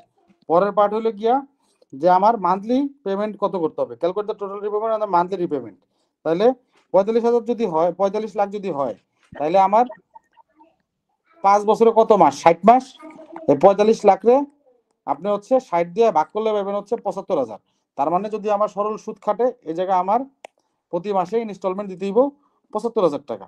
এটা সহজ একটা অঙ্ক এবং পরীক্ষায় আসার মতো অঙ্ক, বুঝতে পারছেন? এনার্জি ম্যানেজারের পরীক্ষায় ধরেন অনেক কঠিন কঠিন পরীক্ষায় প্রশ্ন দিবে না, মোটামুটি সহজ প্রশ্ন দিবে বা মিডিয়াম। এবং তারপর ধরেন কম্পাউন্ড ইন্টারেস্ট। কম্পাউন্ড ইন্টারেস্ট কি? কম্পাউন্ড ইন্টারেস্ট তো আমরা শিখছি, C equal to P into 1 plus R to the power এর।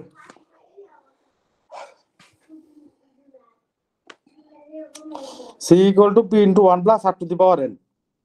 পি মানে কত? 30 লাখ ইন্টু 1 প্লাস আর এর মান হইলো 10 ভাগ 100 মানে হচ্ছে 0.1, 1 প্লাস 0.1 সমান হচ্ছে 1.1, 1.1 টু দি পাওয়ার 5। মান বের করলে যা আসে এটারে 60 দিয়ে ভাগ করে দিবেন, ভাগ করে দিলে আপনি হচ্ছে মান্থলি রিপেমেন্ট পেয়ে যাবেন।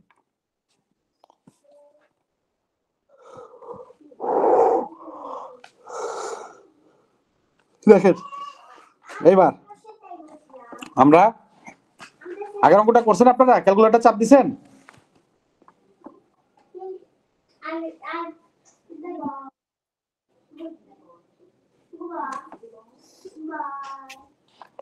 রব্বানী ভাই, সাদ্দাম ভাই, মির হোসেন ভাই, জি, ক্যালকুলেটর চাপ। 15 লাখ আসে। জি এখানে ভুল আছে মনে হয় বইতে। না না, বইতে ভুল নাই। 15 লাখ হচ্ছে ইন্টারেস্ট, আর সুদে আসলে হলো 45 লাখ। কারণ আপনার তো আসল হইলো গিয়া 30 লাখ আর 15 লাখ হচ্ছে আপনার ইন্টারেস্ট, দুইটা যোগ করলে হলো 45 লাখ।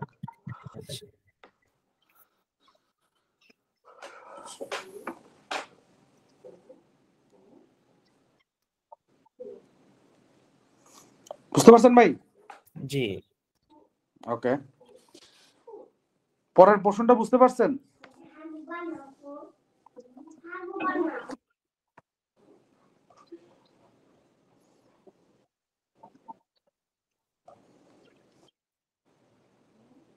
Monthly repayment. কোন জায়গায় না বুঝতে পারলে বলেন, কারণ এই জায়গায় দুটো সূত্র দেখাবো, একটা অঙ্ক দেখবেন, বেশি কঠিন অঙ্ক আসবে না।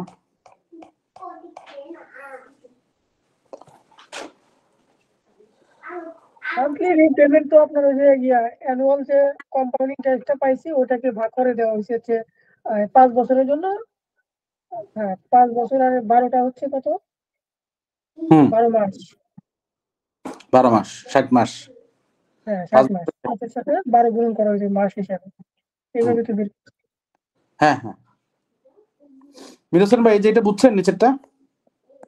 জি বুঝছি, এটা বুঝছি। আচ্ছা, মানটা বের করছেন ক্যালকুলেটর চেপে? এটা বের করি নাই। আচ্ছা আচ্ছা, তাহলে একটু পানি খেয়ে আসি, 1 সেকেন্ড।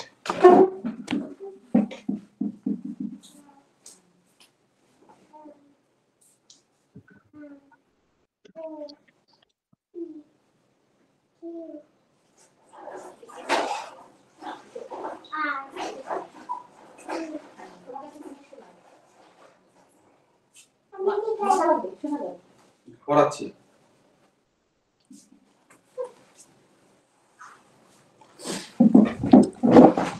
আচ্ছা ভাই, আমরা পরের স্লাইডে যাই।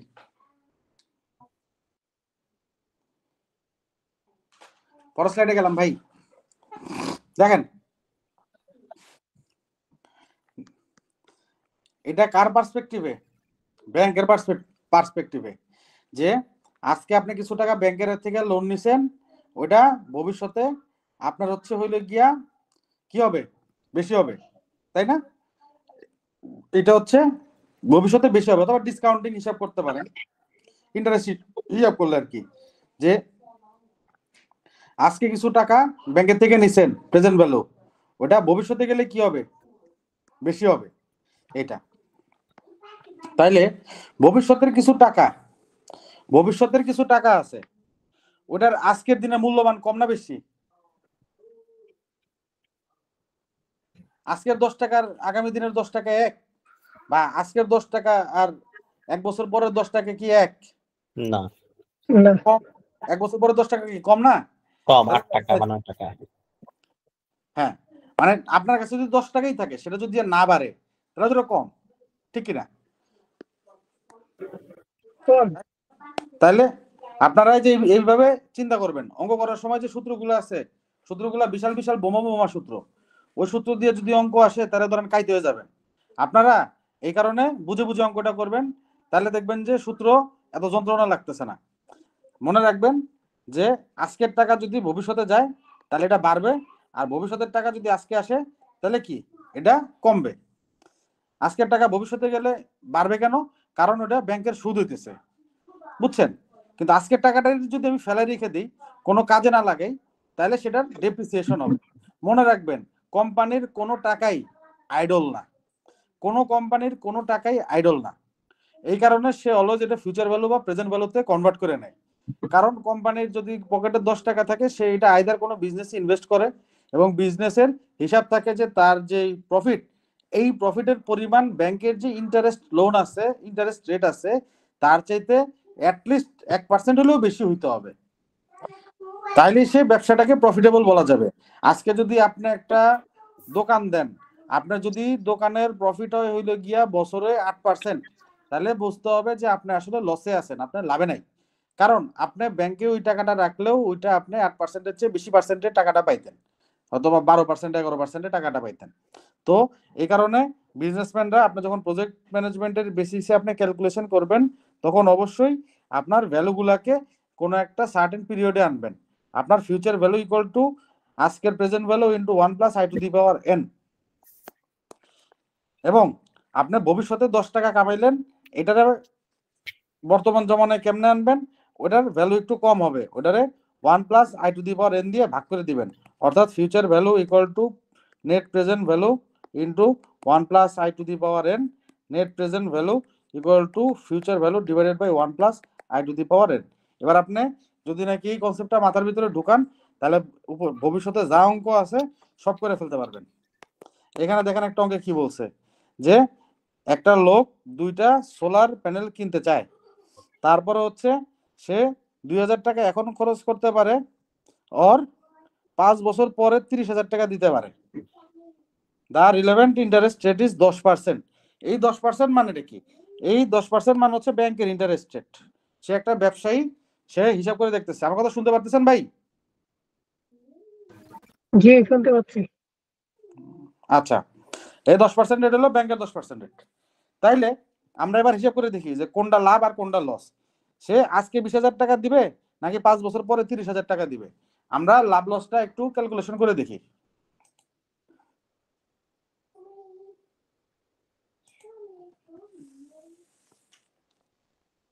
তো ক্যালকুলেশন করার জন্য আমরা দেখেন হিসাব করি। এখন আপনারাই বলেন, আপনারা কি এটারে ফিউচারে নেবেন না প্রেজেন্টে আনবেন? মানে আপনার যে 2টা টাকার আপনার একই দিনে আনতে হবে। আইদার এটা আপনার আজকের টাকাটারে 5 বছর পরে নেবেন, অথবা 5 বছরের টাকা পরের টাকাটারে আজকের দিন আনবেন। আপনারা কোনটা করতে চাচ্ছেন? আজকের টাকাটাকে হিসাবে নিব। 5 বছর পরে নেবেন? জি। মানে দেখেন, তাহলে দেখেন আজকের টাকাটা যদি নেন, তাহলে ফিউচার ভ্যালু সমান কি? Present value into 1 + r⁴n। তাহলে 20,000 ইন্টু আর এর মান কত? 10%। 10% মানে 0.1। 0.1 + 1 সমান হচ্ছে 1.1। 20,000 ইন্টু 1.1⁵ নিলে এই যে জিনিস আসবে, সেটা হলো 32,210 টাকা। তার মানে আজকের দিনের 20,000 টাকা ইকুয়ালস টু ভবিষ্যতের 32,210 টাকা। আর তাহলে আপনার হাতে 2টা অপশন, হয় 5 বছর পরে 30,000 দিবেন, নাহলে 5 বছর পরে 32,000, মানে আজকের 20,000 টাকা দিবেন, যেটার 5 বছর পরে মান হলো 32,000 টাকা। তাহলে আজকে আপনি 20,000 টাকা দিলে লস হইতেছে না? সিম্পল। আজকের দিনের 20,000 টাকা ইকুয়াল টু 5 বছর পরে 32,000 টাকা। 5 বছর পরে 32,000 টাকা ভালো না 20,000 টাকা ভালো? 30,000 টাকা ভালো। 5 বছর পরে 30,000 টাকা ভালো। তার মানে আমি আজকে আর টাকাটা দিব না, আমি টাকা দিব হচ্ছে হলো গিয়া 5 বছর পরে গিয়া 30,000 টাকা।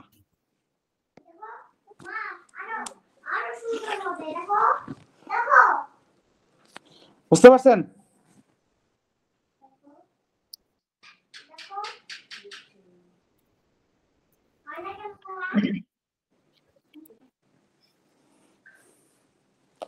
অ্যানুইটি কি জিনিস? অ্যানুইটি হচ্ছে হলো কি আপনার প্রজেক্টের এই ভ্যালুটারে সাম আপ করে। কেমন সাম আপ করে?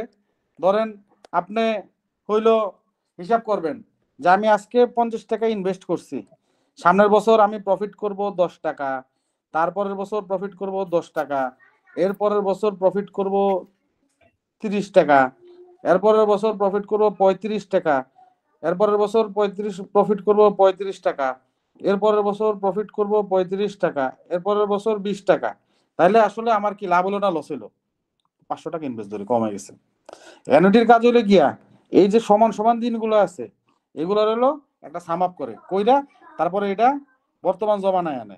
তো আপনারা অ্যানুইটির মতো অঙ্ক না কইরা এই যে এইভাবে যেটা দেখাইলাম যে প্রেজেন্টারে ফিউচারের প্রেজেন্টে নেবেন, ফিউচারের যতগুলো আছে সবগুলোরে প্রেজেন্টে নেবেন, নিলে পারে অঙ্ক করতে আপনাদের সুবিধা হবে। নাহলে এই সূত্র দিয়ে লিখতে গেলে ভেজাতে পড়বেন, বুঝছেন?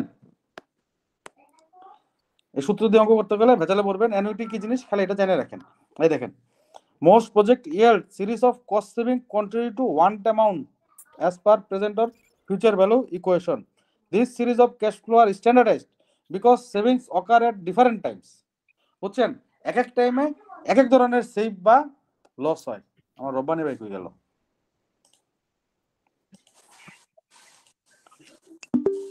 অ্যানুইটি বুঝতে পারছেন ভাই? সাদ্দাম ভাই বুঝতে পারছেন অ্যানুইটি কি জিনিস? এটার থিওরিটিক্যালি টোটাল ভ্যালুটাকে ফর এক্সাম্পল আমি 10 বছর পরে যা ইনকাম করব প্রত্যেক বছর ভাগ ভাগ করে যোগ করে দিছি, এটাই তো না? না, আমার এক এক দিন এক এক ধরনের মানে এক এক বছরে আমার এক এক ধরনের প্রফিট আসতেছিল। তো এইগুলারে আমি সবগুলারে নেট প্রেজেন্ট ভ্যালু বা নেট ফিউচার ভ্যালুতে আমি নিয়ে গেছি। বুঝতে পারছেন? জি। এটারে বলে অ্যানুইটি। কারণ আমি তো নাহলে বুঝতে পারবো না যে আসলে আমার লাভ হচ্ছে না লস হচ্ছে। সিম্পল হিসাব। মনে রাখবেন, দুইটা প্রজেক্টের ভিতরে, বুঝছেন, দুইটা প্রজেক্টের ভিতরে কোন প্রজেক্ট ভালো বা কোন প্রজেক্ট খারাপ একটু খাতায় লেখেন, এটা ভেরি ইম্পর্টেন্ট। দুইটা প্রজেক্টের ভিতরে কোন প্রজেক্ট ভালো বা কোন প্রজেক্ট খারাপ, এটা যদি আপনাকে জাজমেন্ট করতে দেয়, আপনি জাজমেন্ট করবেন এনপিভি দিয়ে, আমার নেট প্রেজেন্ট ভ্যালু কত, যেটার নেট প্রেজেন্ট ভ্যালু বেশি ওই জিনিস হচ্ছে হইলে কি আপনি হইলো ওইটা আপনি চুজ করবেন যে ওইটা আমার জন্য, ওই প্রজেক্টটা নেওয়া আমার জন্য হচ্ছে হইলো গিয়া বেটার।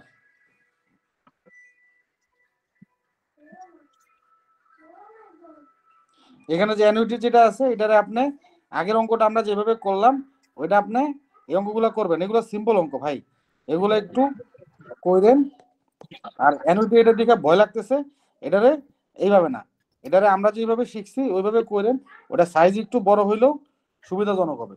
আলটিমেটলি দেখেন ওটা একই জিনিস, কিন্তু সূত্র দেখে একটু কেঁচা লাগতেছে। এই এম কি? এম হচ্ছে হইলে কি আমার প্রেজেন্ট, এম হচ্ছে হইলো পার ইয়ার কস্ট সেভিং, বুঝছেন? এম হচ্ছে পার ইয়ার কস্ট সেভিং। এটা দেখেন কেমনে বুঝাইছে, আজকে সেভ হয় 10 টাকা, কাল এই বছর সেভ হয় 10 টাকা, পরের বছর সেভ হয় 10 টাকা, তারপরের বছর সেভ হয় 10 টাকা, তারপরের বছর সেভ হয় 10 টাকা। বলতেছে ফিউচার ভ্যালু কত। আচ্ছা দেখেন, ফিউচার ভ্যালুর এখানে আমাদের আজকে আমরা যে টাকা 10 টাকা সেভ করছি, আমরা অ্যানুইটি যদি করি, আমাদের এখানে 4 বছর একটা সিরিজ ধরছি আমরা, আজকে যদি 10 টাকা সেভ করি তাইলে আমাদের 10 বছর পরে আসলে টাকা সেভ হবে বেশি। এখন প্রত্যেকটা বছরের নিজের জন্য ওইটা হলো তো তার প্রেজেন্ট ভ্যালু, তাই না, এম। এখন আমি আজকের বছরে যেটা করলাম, আমি পুরো 1 বছর সময় পাবো এই টাকাটা বাড়ার জন্যে। তাহলে প্রথমে আপনি দেখেন, একবারে আমরা যে 4টা বক্স দিছি 10 10 10 10 সেভ হয়েছে আমার। প্রথম 10-এর থেকে যখন সে সেকেন্ড 10-এ যায় তখন তার কি হয়, একটা সেভ হয় 1 + r⁴ 1, দুইবার দ্বিতীয়টায় গেলে r⁴2 1 + r⁴2, আর 3 নাম্বারটায় যখন যায় একবারে লাস্টের ইয়ার মানে 4 বছর পরের যে ইয়ারটা, ওটা 1 + r⁴3। এখন এইখানে একটা করে কম হয়, যেহেতু 4টা আছে তার জন্য একটা কম হয়, এই জন্য m × 1 + r⁴ n এর মান যদি 4 হয়, 4 - 1 3। আপনারা চেষ্টা করবেন হইলো আপনার এই যে বাংলা মাধ্যম, যে এটা ভবিষ্যতের টাকা চাইছে না বর্তমানের টাকা চাইছে, বর্তমানের টাকা হইলে কি হবে, ভবিষ্যতের টাকা হইলে কি হবে, ওই স্ট্যান্ডার্ডে নিয়ে আসা। আমি হইলে ধরেন ব্যাক ক্যালকুলেশন করে নিয়ে আসার চেষ্টা করতাম, বুঝছেন? অঙ্কটা পড়ে যেটা মনে হইতো, আপনারা এর আগে যেইভাবে বুঝাইছি তারপরে বুঝবেন যে আমার সে টাকার মান কমতেছে না বাড়তেছে, আমার ইন্টারেস্ট দিতে হচ্ছে নাকি কি হচ্ছে। অঙ্কর থিমটা বুঝা, আপনার অঙ্কর থিমটা বুঝবেন, থিমটা বুঝার পরে টাকা যদি বাড়ে তাহলে 1 + r দিয়ে গুণ দিয়ে দিবেন, আর যদি মনে হয় টাকা কমতেছে তাহলে 1 + r দিয়ে ভাগ দিয়ে দিবেন। এটা হলো বাংলা বুদ্ধি, বুঝতে পারছেন ভাই? মানে আপনার যেটা মনে হয় আমার সুদ দেওয়া লাগবে, তাহলে কি করবো, আমি 1 + r দিয়ে গুণ দিয়ে দিব। আর আমার মনে হচ্ছে আমার টাকার ভ্যালু কমে যাচ্ছে, তাহলে আমি কি করব, 1 + r দিয়ে ভাগ দিয়ে দিব। মানে এটা আপনার সেন্স কাটাইতে হবে, মানে সেন্স কাটাইলে এটা ইজিয়ার আর কি, এটাতে বোঝার চাইতে যে আমার আজকে 10 টাকা লোন নিছি, এই 2 বছর পরে 1+r ইন্টু 1+r এত টাকা বাড়বে। আবার আজকে 10 টাকা আছে, 2 বছর পরে কি হবে? 10 বছর পরে 1+r ইন্টু 1+r ভাগ হবে। বুঝতে পারছেন ব্যাপারটা?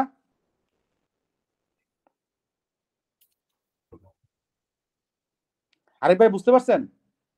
জি বুঝতে পারছি। আমি ওই যে লাস্টের অঙ্কটা আপনি যেটা বলছেন, ওই যে যদি আজকের ফিউচার ভ্যালু চাই এফবি দিয়ে বের করে ফেলবো, আর যদি নেট প্রেজেন্ট ভ্যালু চাই মানে আজকের টাকাটা, তখন এনপিভি দিয়ে বের করে ফেলবো। মানে এইভাবে করতে গেলে আসলে কঠিন হয়ে যাবে। পরে যেটা আছে এটা দিলে একটু কঠিন হয়ে যাবে, এটা মনে রাখা যাবে না ওই সময়, এত শর্ট টাইম 1 ঘন্টা।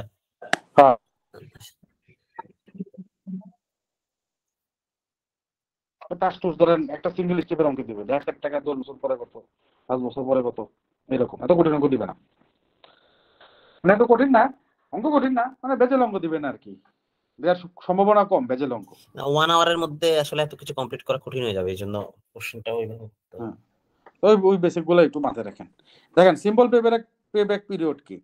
সিম্পল পেব্যাক পিরিয়ড হচ্ছে হলো কি আপনি কত টাকা ইনভেস্ট করছেন ডিভাইডেড বাই আপনার কয় টাকা করে সেভিংস হচ্ছে, দুইটা দিয়ে ভাগ করে দিলেই পেব্যাক পিরিয়ড। আমি 100 টাকা ইনভেস্ট করছি, করার পরে আমার প্রতি মাসে 20 টাকা করে প্রফিট দিচ্ছে, তাহলে পেব্যাক পিরিয়ড হলো 100/20, 5 মাস। এটা মাস না দিন, এটা আবার মাথায় রাখবেন যে সেভিংস কিসে দিছে। সেভিংস যদি ইয়ারে দেয় তাহলে পেব্যাক পিরিয়ড আসবে কি ইয়ারে, এটা মাথায় রাখবেন, এটা ইম্পর্টেন্ট। আবার সেভিংস যদি মান্থে দেয় তাহলে পেব্যাক পিরিয়ড আসবে কিসে, মান্থে। আব্বা দেখবে মুখে কালি আসছে কোত্থেকে? মাম্মি দিয়েছে। আচ্ছা, তারপর দেখেন ভাই পেব্যাক পিরিয়ড আমি কি বলবো? তোমার বলতে হবে না, তুমি কি বলবে? আচ্ছা বাবা যাও, মামার কাছে যাও। দেখেন ভাই, তো এটা হলো গিয়া ঘটনা পেব্যাক পিরিয়ড এত। এবার এখানে আরেকটা জিনিস দিছে, এটা আমাদের লাস্ট পেজ মনে, ওরে বাপরে আরো আছে তো। এখানে বলছে যে পেব্যাক পিরিয়ড যদি কনস্ট্যান্ট না হয় তাহলে কি হবে? আচ্ছা, পেব্যাক পিরিয়ড যদি কনস্ট্যান্ট না হয় তাহলে আমার আসলে কি করার আছে? এখানে আমি যে কাজটা করব সেটা হচ্ছে আমার সেভিংস আমি ফিউচার ভ্যালুতে কনভার্ট করে দেখব যে আমার ইনভেস্টমেন্টের ফিউচার ভ্যালু সেভিংসের ফিউচার ভ্যালু থেকে কখন এটারে ওভারকাম করে। যেমন এই জায়গাটা একটা অঙ্ক দেখি, অঙ্কটা কই, অঙ্ক হইলো বলছে, এটা একটু দেখে রাখেন, এটা একটু ইম্পর্টেন্ট অঙ্ক, যদি একটু ভেজাল দিতে চাই এটা দিতে পারে, সম্ভাবনা কম। অ্যানুয়াল নেট কস্ট সেভিং 40,000 টাকা, ভালো কথা। For the first year increase 12% each year thereafter, মানে প্রতি বছর 12% করে বাড়বে। whereas the original price of the system remains 3,20,000 টাকা। এত নর্মাল জিনিস। সেটা বলছে যে এর ভিতরে আসলে ইন্টারেস্ট রেট আসে নাই, এটার ভিতরে বলছে যে ওইটা গিয়ে আমি একটা মানে 3 লাখ টাকা দিয়ে একটা জিনিস, 3,20,000 টাকা দিয়ে একটা জিনিস কিনছি, আমার সেভিংসটা প্রতি বছর বছর বাড়তেছে। বছর বছর যদি বাড়ে তাহলে আসলে আমার কয় দিনে টাকাটা শোধ হবে? দেখেন যে সিম্পল হিসাব, প্রথম বছরে সেভ হচ্ছে 40,000 টাকা, পরের বছরে কি 12% বাড়ছে। আমরা কি শিখছি, যদি কোনো কিছু বাড়াইতে চাই তাহলে কি দিয়ে গুণ দিতে হবে? 1+r। আর কমাইতে চাইলে দিতে হইব কত? ভাগ দিতে হইব 1+r দিয়া।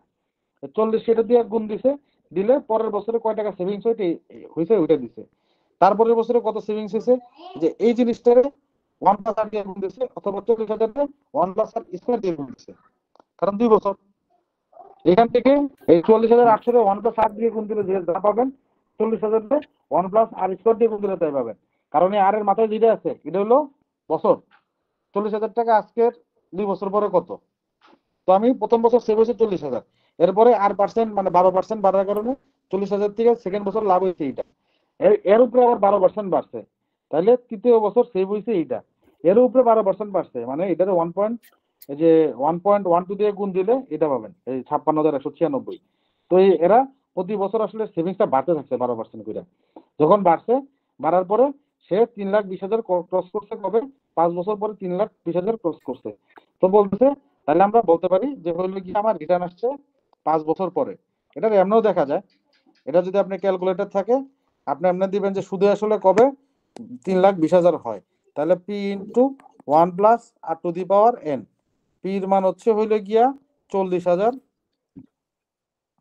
আচ্ছা এটা এমন হবে না, এটা এমনি হবে না, ভেঙ্গেই করতে হবে, সিরিজ চলে আসে। বুঝতে পারছেন ভাই এখানে কি বলছে? মানে আমার যে সেভিংসটা হচ্ছিল সিম্পল পেব্যাক পিরিয়ড আমি ধরে নিয়েছিলাম প্রতি বছরে সেভিংস কি, কিন্তু এখানে আমার সেভিংসটা হচ্ছিল ইনক্রিমেন্টাল, আমার বছর বছরে সেভিংস বাড়তেছে, এটাই বুঝেছি এখানে। তো আমার প্রতি বছরের সেভিংসটা আমি যোগ করে নিছি। এখানে দেখেন আমার এই যে 32,000 টাকা, 32 লাখ টাকা, 3,20,000 টাকা, এই টাকাটাও কিন্তু আসলে আমার আগে যদি থাকতো তাহলে এটা ব্যাংকে রাখলে আমি টাকা পাইতাম না, এটার অ্যাডজাস্টমেন্ট কিন্তু এখানে করা হয় নাই। তার মানে এই পেব্যাক পিরিয়ডের ভিতরেও আসলে পুরোপুরি ফাইন্যান্সিয়াল মডেলিং করা হয়নি, কারণ এই 3,20,000 টাকা যে আমি ইনভেস্টমেন্ট করছি ওটারও তো আসলে একটা ডেপ্রিসিয়েশনের অ্যাডজাস্টমেন্ট করতে হওয়া উচিত ছিল, ওটাও করেনি। ওই জিনিসটা করা যেতে পারতো, যাই হোক। তারপরে ROI, আগেরটা বুঝতে পারছেন ভাই? আগের অঙ্ক নিয়ে কোনো সমস্যা? ক্লিয়ার? ঠিক আছে, বুঝছি এটা ক্লিয়ার। আচ্ছা, ওকে। তারপরে আমরা আসি হলো গিয়া ROI কি? আমার হলো রিটার্ন অন ইনভেস্টমেন্ট। এটা ইম্পর্টেন্ট জিনিস, মনে রাখবেন, এটা থেকে অবজেক্টিভ আসার সম্ভাবনা 80%। ROI যে হইলো আমার এই সিস্টেম আছে, সিস্টেমের ROI কত? ROI হলো আমার 6 টাকা সেভিংস হচ্ছে, 40,000 টাকা সেভিংস হচ্ছে, আমার ইনভেস্টমেন্ট হলো গিয়া 2 লাখ টাকা,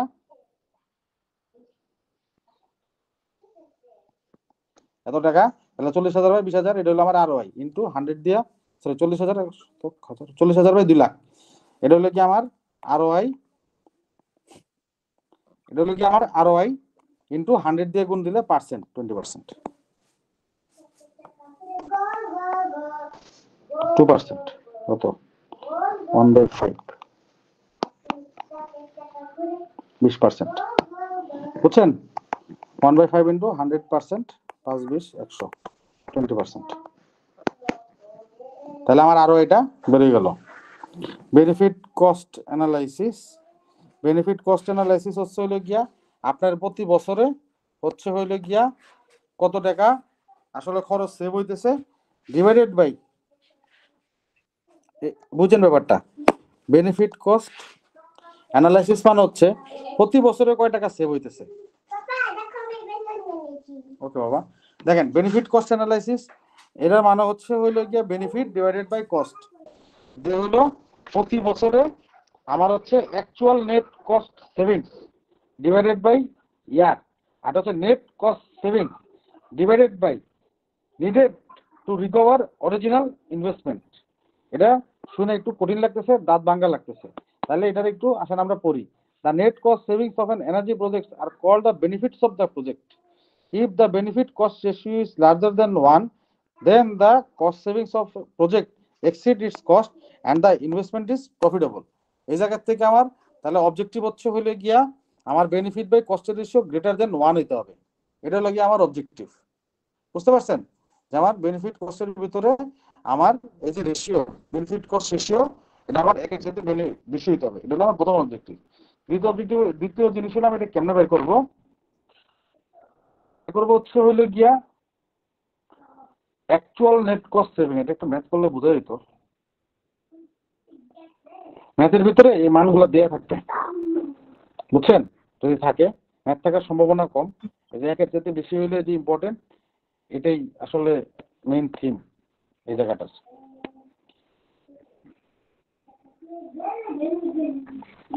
পার্থক্য কি এটাই তো বুঝতেছি না, এটা আমি একটু পরে আপনাদেরকে জানাবো। কস্ট বেনিফিট অ্যানালাইসিস, যে নেট কস্ট সেভিং আর অ্যাকচুয়াল নেট কস্ট সেভিং এর মধ্যে পার্থক্য কি, কনভার্সন তো দেখায়নি। আচ্ছা, প্রফিটেবিলিটি ইন্ডেক্স, এটা মনে রাখবেন, the higher the profitability index the more attractive the project is. তার মানে আমরা ওদিকে দেখলাম যে কস্ট বেনিফিটের ভিতরে 1% একের চেয়ে যদি বেশি হয় আমার হচ্ছে এটা প্রফিটেবল।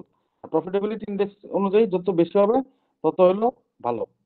দেখেন net present value, net present ভ্যালুতে কি করছে, এই যে আমি ফিউচারে যেটা করছি, ফিউচারের টাকাটা প্রেজেন্টে যদি আনি, প্রেজেন্টে এটার হলো গিয়া ভ্যালু কম, ফিউচারের 100 টাকাটা প্রেজেন্টে 100 টাকা না, প্রেজেন্টের 80 টাকা। ফিউচারে যেই টাকাটা কামাইছি, মানে ফিউচারে যেই টাকাটা লাভ হইছে বা ইনভেস্টমেন্ট, এগুলার আমি 1 + k দিয়ে করে সামনে নিয়ে আসছি। 0 মানে আমি এই বছর যেটা হয়েছে CF ওটা ডাইরেক্ট যোগ, কারণ 1 + k⁴ = 1, এটা এই বছরেরটা। 1 বছর পরে যেটা হয়েছে ওইটারে প্রেজেন্টে আনতে কি করতে হবে, CF মানে সেভিংস বা cash flow divided by 1 + k⁴ তাহলে প্রতি বছর যেটা আছে এটাতে ধরে ধরে এমনি আনতে হবে। এই জিনিস আরেকভাবে করা যায়, আপনাদের যদি ES ক্যালকুলেটর থাকে ওই ক্যালকুলেটরের ভিতরে এই সামেশন বসাই দিয়া ডাইরেক্ট এর মান দিয়ে এগুলো বসাই দিলে রেজাল্ট চলে আসে। বুঝতে পারছেন ভাই? আপনাদের যদি ক্যালকুলেটর থাকে, যে ক্যালকুলেটরে সামেশন করা যায়, আমার ক্যালকুলেটরে সামেশন করা যায়, ওই ক্যালকুলেটরের ভিতরে দিলে হচ্ছে গিয়া চলে আসে। CW একটা নতুন ক্যালকুলেটর আছে, আর একটা হচ্ছে EH 991 এটাতে আছে। ESও আছে মনে হয়, বাট এটা আমার জানা নাই। EH আছে, আমি EH ব্যবহার করি।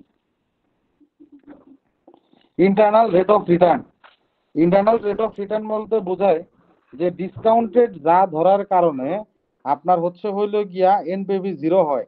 এটা একটা গুরুত্বপূর্ণ জিনিস মনে রাখবেন, যেইটা ডিসকাউন্ট রেট বা কে এর ভ্যালু বা ইন্টারেস্ট রেট ধরলে আমার প্রেজেন্ট ভ্যালু 0 হয়, ওইটারে আমি বলে হচ্ছি IRR। IRR এর এক লাইনের একটা সংজ্ঞা, এটা মনে রাখবেন যে আমার যে ডিসকাউন্ট রেটের জন্য প্রেজেন্ট ভ্যালু 0 হয় সেটার জন্য হইল গিয়া আমার ওই ডিসকাউন্ট রেট 0 হবে না, ওইটারে আমরা বলি IRR। এবং এখানে সবচেয়ে গুরুত্বপূর্ণ জিনিস যেটা, এটা হলো ক্যাশ ফ্লো যদি নেগেটিভ হয় তাহলে সেভিংস কম, আর ক্যাশ ফ্লো টি যদি পজিটিভ হয় তাহলে হচ্ছে cash flow at the end of the year T. Cash flow যদি পজিটিভ হয় তাহলে এক্সপেন্ডিচার বেশি, সেভিংস কম। স্বাভাবিক, আমার খরচ বেশি হচ্ছে, সেভিংস কম হচ্ছে, আমার ক্যাশ ফ্লো নেগেটিভ হচ্ছে। আর ক্যাশ ফ্লো যদি পজিটিভ হয় তাহলে এক্সপেন্ডিচার কম হচ্ছে, সেভিংস বেশি হচ্ছে। এইটাই গেল। আর প্রজেক্ট ইভালুয়েশনের জন্য এখানে অনেক কথাবার্তা বলছে। সবার আগে দেখবেন যে হইল গিয়া দুইটা প্রজেক্ট দিয়ে যদি এভালুয়েট করতে বলে, যেটার NPV বেশি, বেশি মাথা ঘামাইতে যাবেন না। আমি ধরেন বেশি মাথা ঘামাইতাম, এই মাথা ঘামানো যাবে না। যে আমি দেখতাম IRR বেশি, একটার IRR হইল গিয়া 40% রিটার্ন রেট, আর একটা রিটার্ন রেট 10%, তার তো আবার 40% ইনভেস্ট করা ভালো, তাড়াতাড়ি চলে আসবে টাকা ফেরত। বুঝতে পারছেন? কিন্তু আপনার পরীক্ষার অঙ্ক এই মেথডে চলে না। আপনার পরীক্ষার অঙ্কের ভিতরে মাথা কম খাটাবেন, যেটার ভিতরে নেট প্রেজেন্ট ভ্যালু বেশি, বলবেন এই প্রজেক্টটাই আমার নিতে হবে কারণ এটার ভ্যালু বেশি বা এটার লাভ বেশি। বুঝতে পারছেন? কিন্তু যখন ফাইন্যান্সিয়াল মডেলিং করে তখন আরো অনেক কিছুই দেখে, যে হইলো গিয়া আমার পেব্যাক পিরিয়ডের সাথে সাথে হচ্ছে হইলো গিয়া পেব্যাক পিরিয়ড নাকি আমার কি 6 মাসে টাকা উঠে আসতেছে কিনা, 1 বছরে টাকা উঠে আসতেছে কিনা। তবে অঙ্কের ক্ষেত্রে আপনি যে প্যারামিটার গুলো দেখবেন, সবার আগে পেব্যাক পিরিয়ডটা দেখবেন। এনপিভি নেট প্রেজেন্ট ভ্যালু, যেটার NPV নেট প্রেজেন্ট ভ্যালু বেশি আসবে ওইটাই আপনি চুজ করে দিয়ে দিবেন যে আমি তাহলে এই প্রজেক্ট নিব। আচ্ছা গেল, চলেন এরপর আমরা নেক্সট টপিকসে যাই। আপনারা কি আজকে পড়বেন নাকি পড়তে কি সমস্যা আছে? যদি সমস্যা থাকে তাহলে পড়াবো না, যদি না থাকে তাহলে আমি আরেকটা চ্যাপ্টার পড়া শুরু করতে চাচ্ছি। 10:30 বেজে গেছে অবশ্য। আচ্ছা থাক ভাই, আজকে তাহলে এ পর্যন্তই থাক। আমরা নেক্সটের দিন পরের চ্যাপ্টার থেকে শুরু করব। সবাই বাড়ির কাজগুলো করবেন, ভালো মতো পড়াশোনা করবেন, ইনশাআল্লাহ আমরা সার্টিফাইড এনার্জি ম্যানেজার হয়েই দেখাবো। যাই হোক ভাই, ভালো থাকবেন। আসসালামু আলাইকুম। কলকাতা। হ্যাঁ, আল্লাহ হাফেজ।